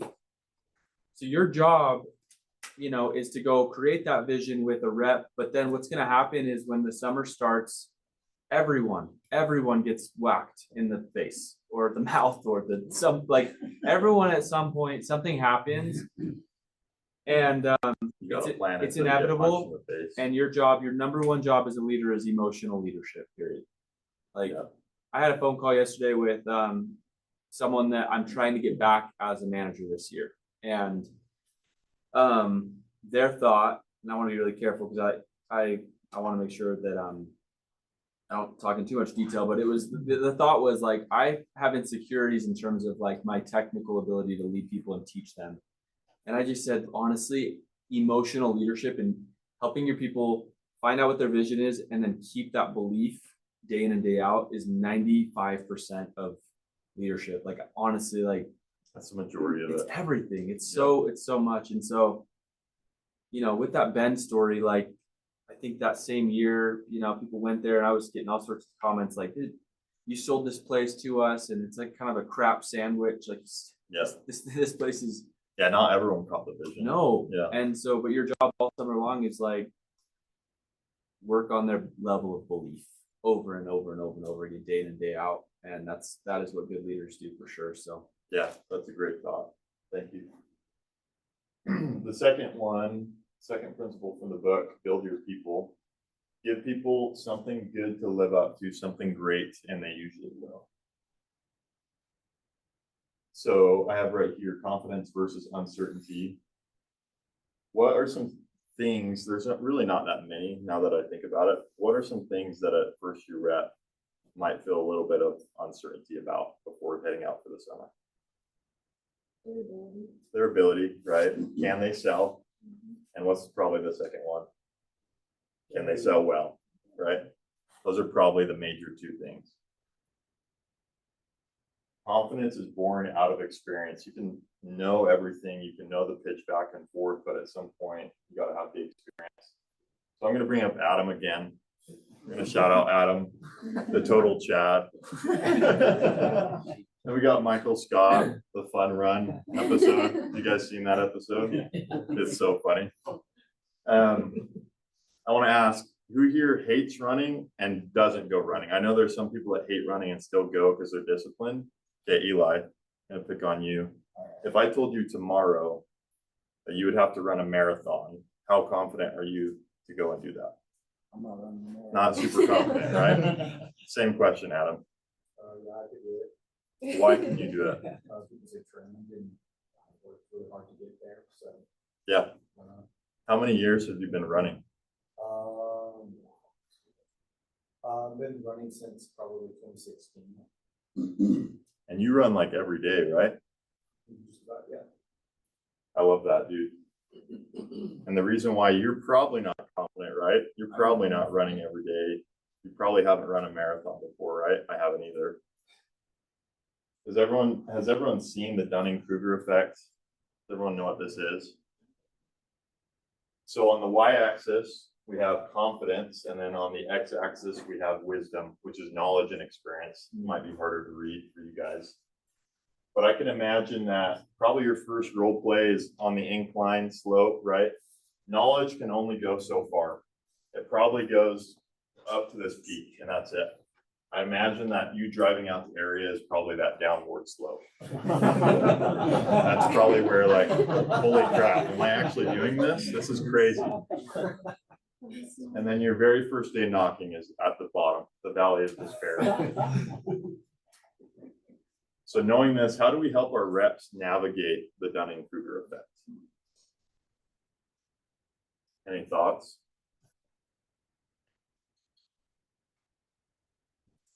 I think one thing that kind of helped me with that concept is, along with getting that confidence from experience, is just practicing.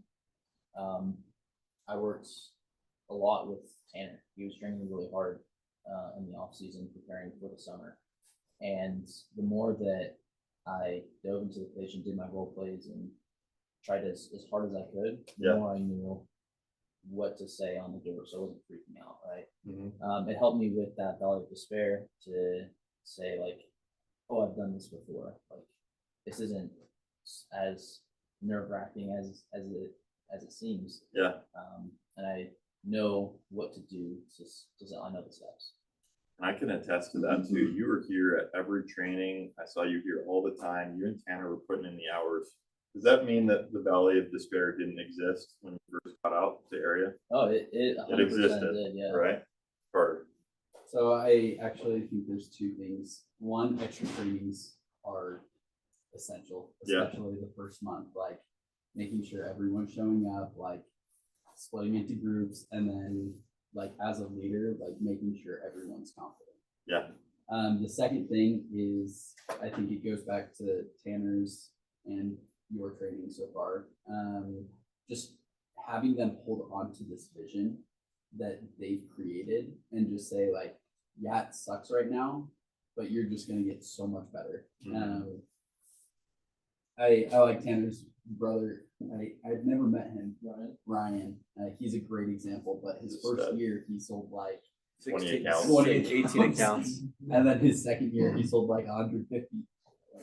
So it's like, yeah, his plateau of stability and like his learning curve was much bigger than the majority of other people, but he still got to that point. Yeah. So, and maybe it took a little bit longer Yeah. than it takes some people, but that's okay. I was gonna say, 'cause this is very similar to the mission too, which most of some through. Yeah. Especially like when you're going out and learning to speak the language, and like how even teach or do anything, how can you communicate with these people? And I feel like that's not necessarily a bad to me, because it's something that everyone has to go through. Yeah. It's something that will give you good life experience and will give you the confidence that you need eventually. So I feel like sometimes you're just gonna have to tell people, yeah, we can give you so much training, but this will happen probably, and that's okay, because like it's a necessary step. And like we're gonna need all the training, we just make sure that that slope is falling comes as quickly as possible. Yeah, that's true. That's why the top of that slope is peak of Mount Stupid, because it's all knowledge. It has no experience. You have to go through the hard. Yeah, Tam. I think everyone to some extent understands this. You know, they see it in some goals they've set and they realize, oh, this is a lot harder, you know.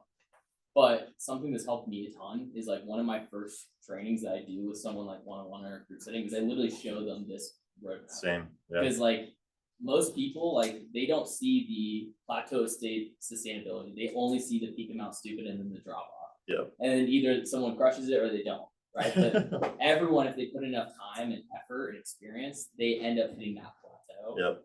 And so you just got to teach people like this is going to happen, and then this is how we overcome it through the trainings and everything else. I love it. Thank you, Tam. I'm gonna call on somebody if that's okay. I don't wanna. Volunteer. Yeah. Sam. So Sam was the second rookie in the company. Like he didn't sell for his first how many days on the doors? So like maybe just take a second, Sam, and like walk us through like what the mentality was and like what that looked like for you and like how you got through that section. Well, I honestly, just to be real, I did not go to a lot of the trainings beforehand. Not because I didn't want to sell, but just I'm busy anyway. So I got onto the, on the doors, and it's just hard for me. I didn't know how to close, didn't really know how to connect with people or pitch well. And I remember after like 5 days, I was like doing the math, and I was like, I spent like 60 plus hours, and I've not sold a single thing. And that it didn't occur to me at all, like, oh, I should go home, I should do this. I just kept telling myself, like, I'll figure it out. Just keep listening to my managers, keep taking notes. And which that is unique, right? Like that's probably why you ended up where you did, is you had that ability to like emotionally lead yourself, which probably comes from rugby and other hard things you've done in your life. But that right there, that 5-6, most kids are on the way home, Sorry to cut you off, keep going. Well, I also didn't have another option. Yeah. I gotta do this. Yeah. I gotta do this, so I gotta make the best of it. And to me, it was just like simple math, kind of like if I keep doing this, if I put in the time, I know. And I think just like bouncing off of that, like I want to bring that up. Like every time I talk to him, he would always say like, "They haven't got it happened for a while." There's like I did like make some adjustments, but I think the biggest thing like for me with like helping my reps in this kind of like first day opportunity, I'm gonna go out with them, right, and like, spend some time with them.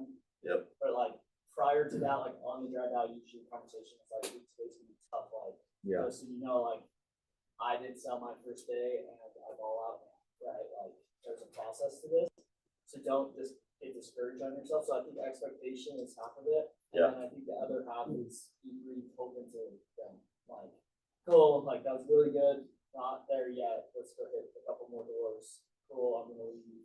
Let me know if you have questions. every time they call you for questions, you call check in on them, like, hey, next couple doors, that's it, it's gonna happen, right? So just for expectations, which is right?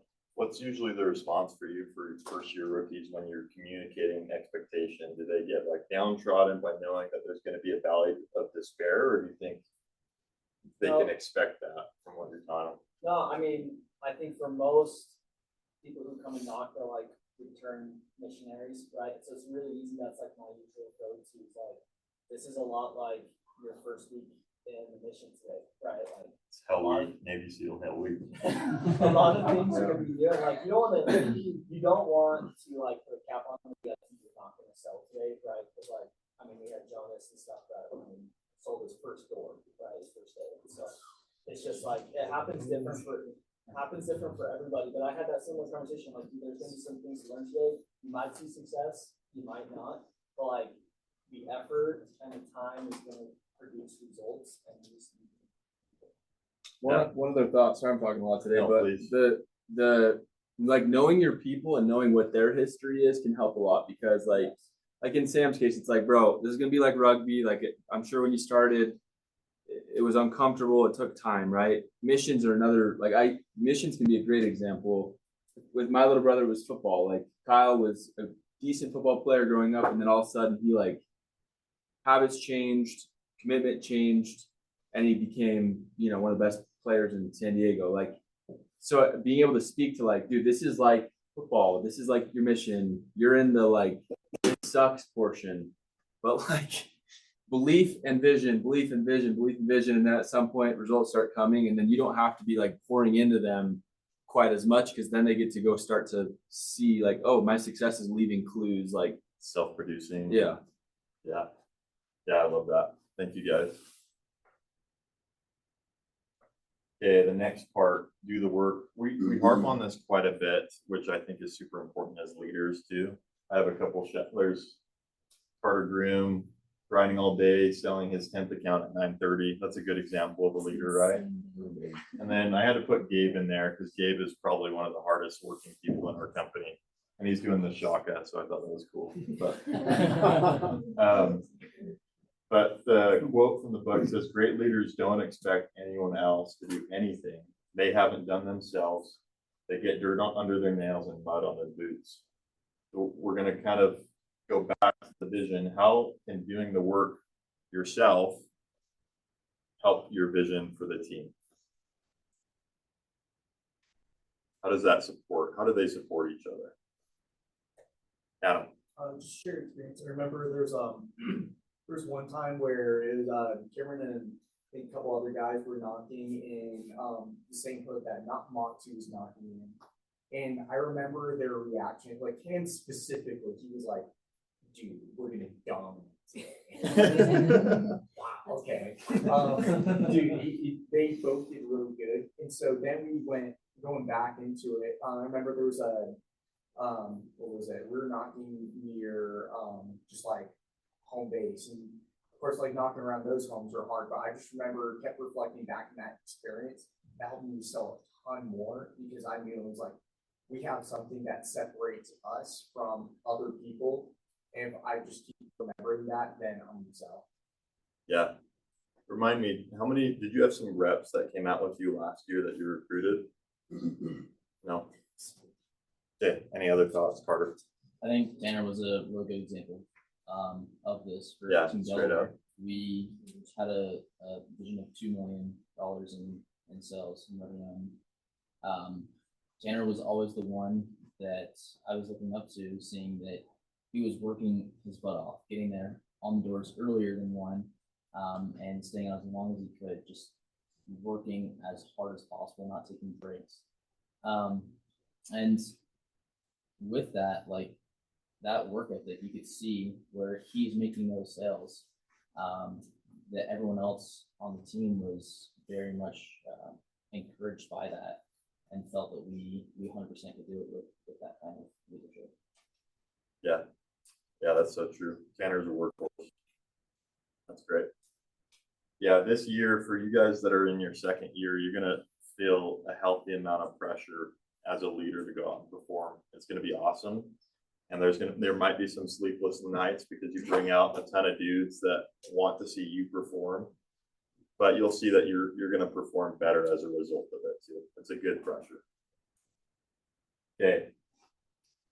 Stand for something bigger than yourself. This is one of the ones that I added in.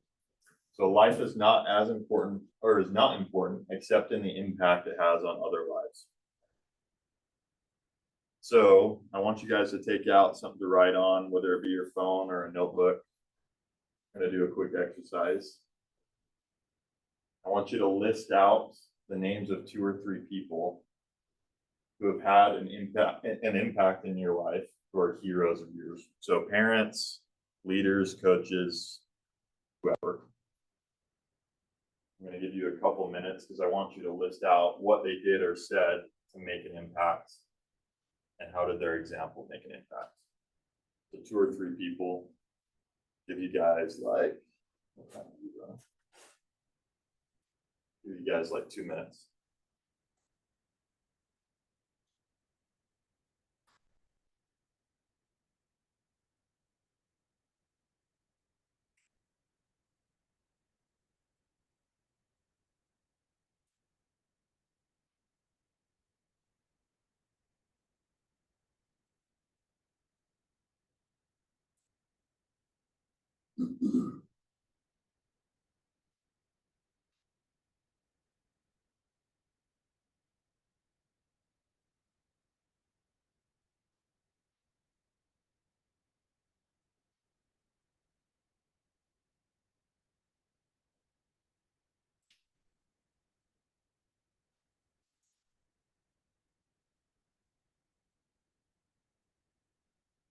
We're a little short on time, so take another 30 seconds.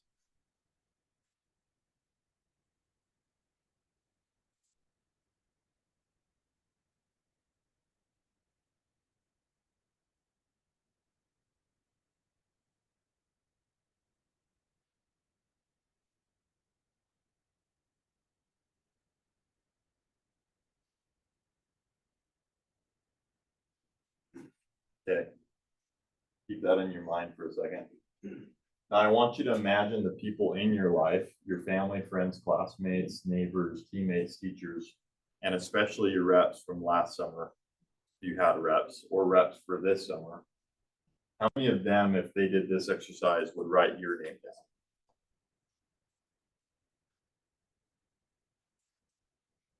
Hopefully it's a little bit eye-opening to you to realize what steps you need to take in your life to be a better impact as a leader to your reps and your family, neighbors, and everyone else. This is a good exercise to do in general. Now I want you to list out the qualities of those heroes that you would like to adopt and embody this year.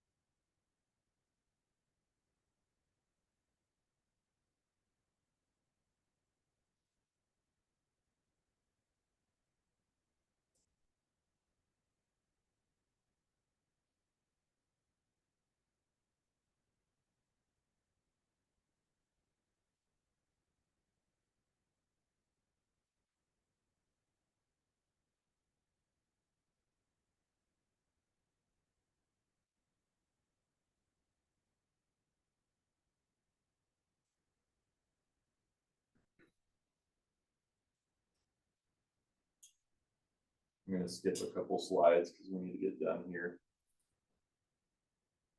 What time is it, Mark? It's 1. It's 1. You're good.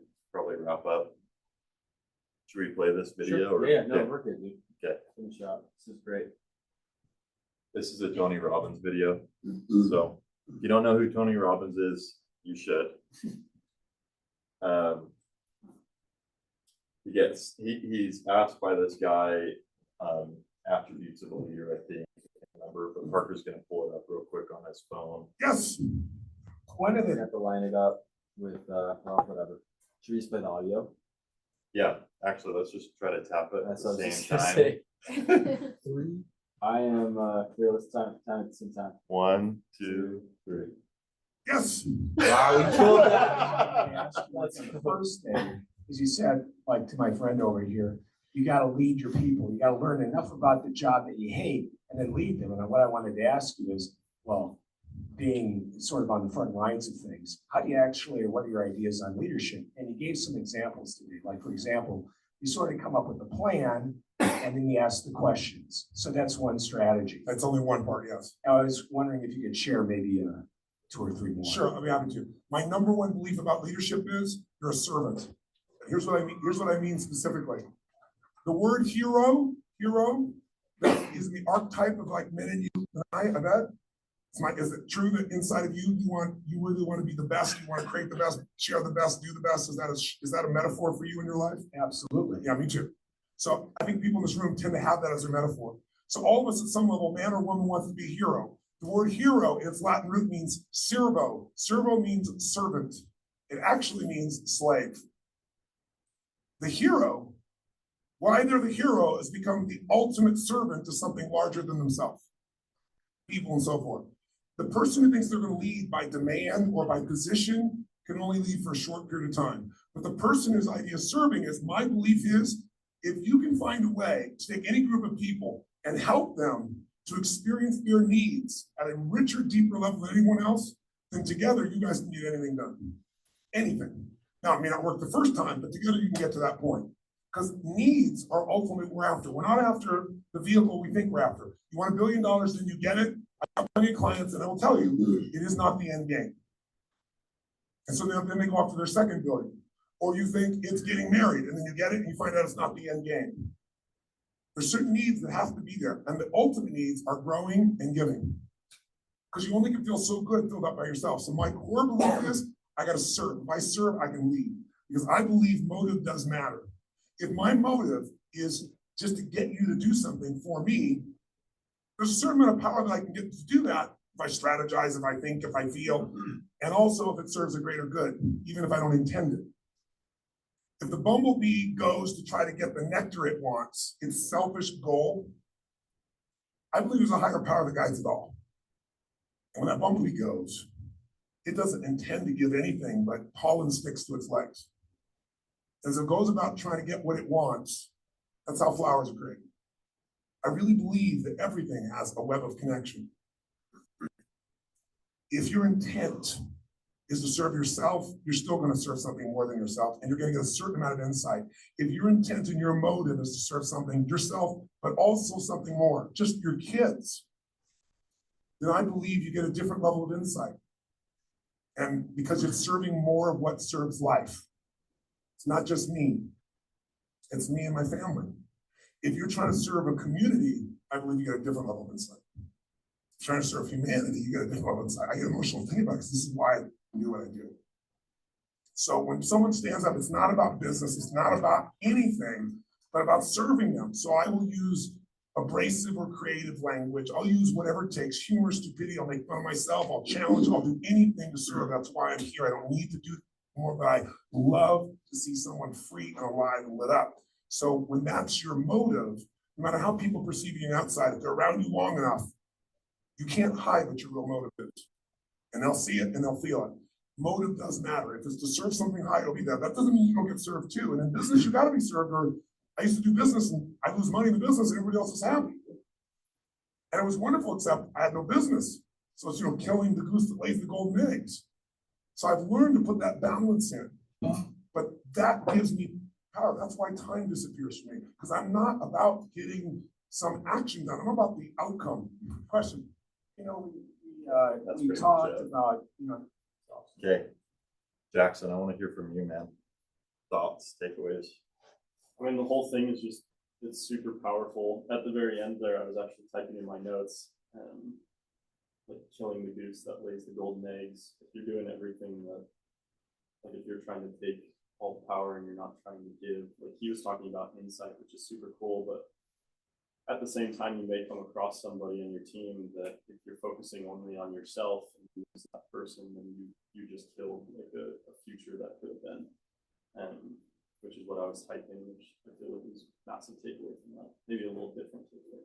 No, I like it. The reason I wanted to pick on you, Jackson cares about his guys so much. He just called me like 2 days ago and was like, dude, I'm influencing my reps. We just had a meeting. I'm so excited about what the future holds. I cannot wait to deliver for these guys.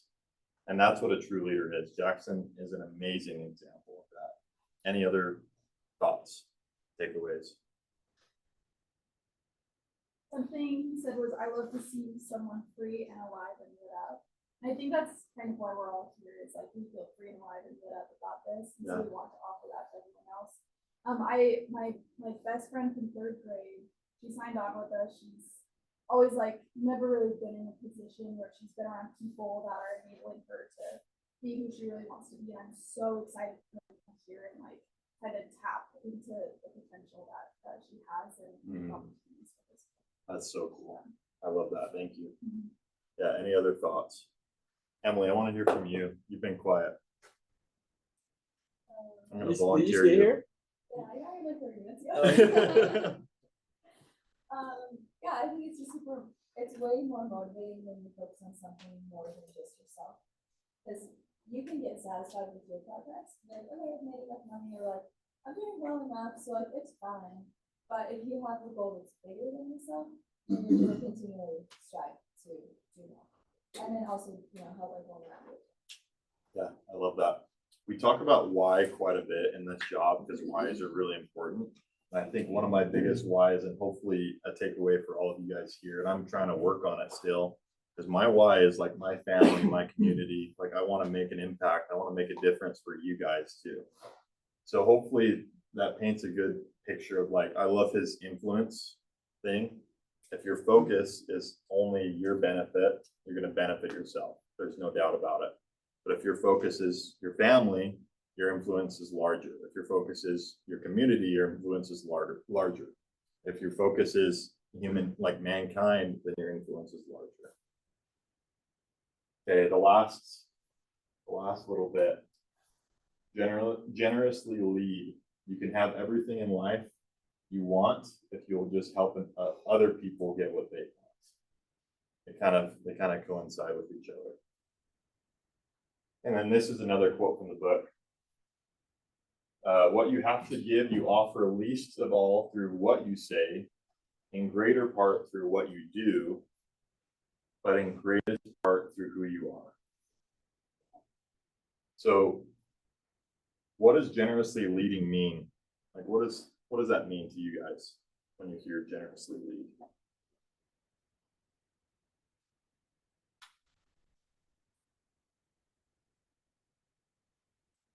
Sharing wisdom, like taking what you learned and how you became a better sales rep or a person. Yeah. Happy to share that with other people so they can become a better person themselves. Yeah, that's like one of the main reasons that we're leaders. I love it. Doing it because you want to, not because you have to. Generosity is like one of the most attractive qualities in a person, period. And so when you are generous with like your time and your effort and your like just willingness to help other people succeed, they're attracted to that and want to like model that as well. And so it's just like a great cycle to put yourself in. You can choose to be generous. You can choose. It is a choice. Yeah. Something that really stood out to me at the personal development last week was in saying set up the next person to succeed when you lead. And so I think that's part of generously leading, is making sure that like if I go into like a different region or like a different area, I set up the person behind me to have the best experience that they can in this area. And that goes through all aspects of life. Yeah, so true. Thank you, Eli. Eli hasn't even sold yet. He's like popping already off sharing nuggets. statements. I love it, dude. You're awesome, man. So generously leading to me, I mean, it kind of goes down with everything that you guys are saying, but it means to provide support, recognition, opportunities for growth, and give positive and constructive feedback. So for a lot of you guys,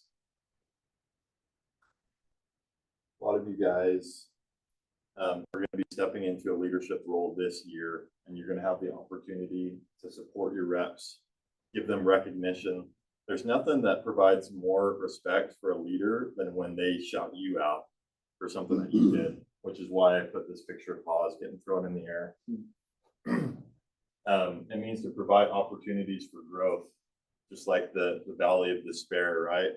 Like we grow a lot in that experience, and then giving positive and constructive feedback.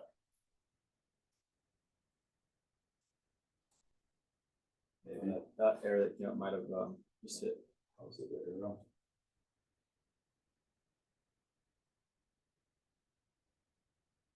Okay. Last quote. Can someone read this for me? Leadership is communicating vision, trying to marshal people in a direction, reminding them of what God is calling them to, helping them to endure the valley and take the hills. I think this is a good quote that encompasses all of those principles. Leadership is communicating vision, trying to marshal people in a direction, building your people, reminding them of what God is calling them to do, helping them endure the valley and take the hills. Okay, that's all I have. Awesome.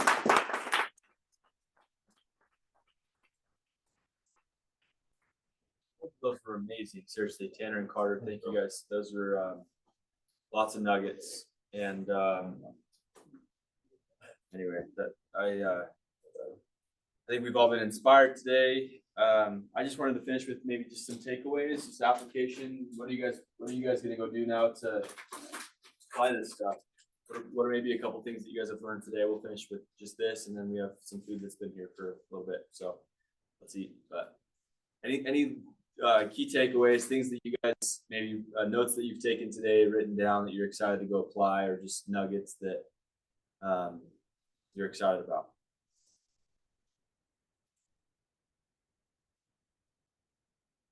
Yeah, Kenzie. I feel like every time I come to one of these, it just reminds me how much I want to focus on my mindset and creating a vision and then creating a feeling different.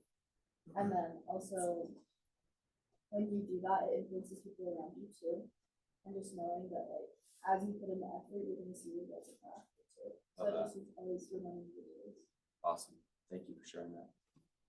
Anything else? Last thoughts? Yeah, Tian. The longer I've done this job, and I love that Carter brought this up, like the more I focus less on necessarily me and more on other people.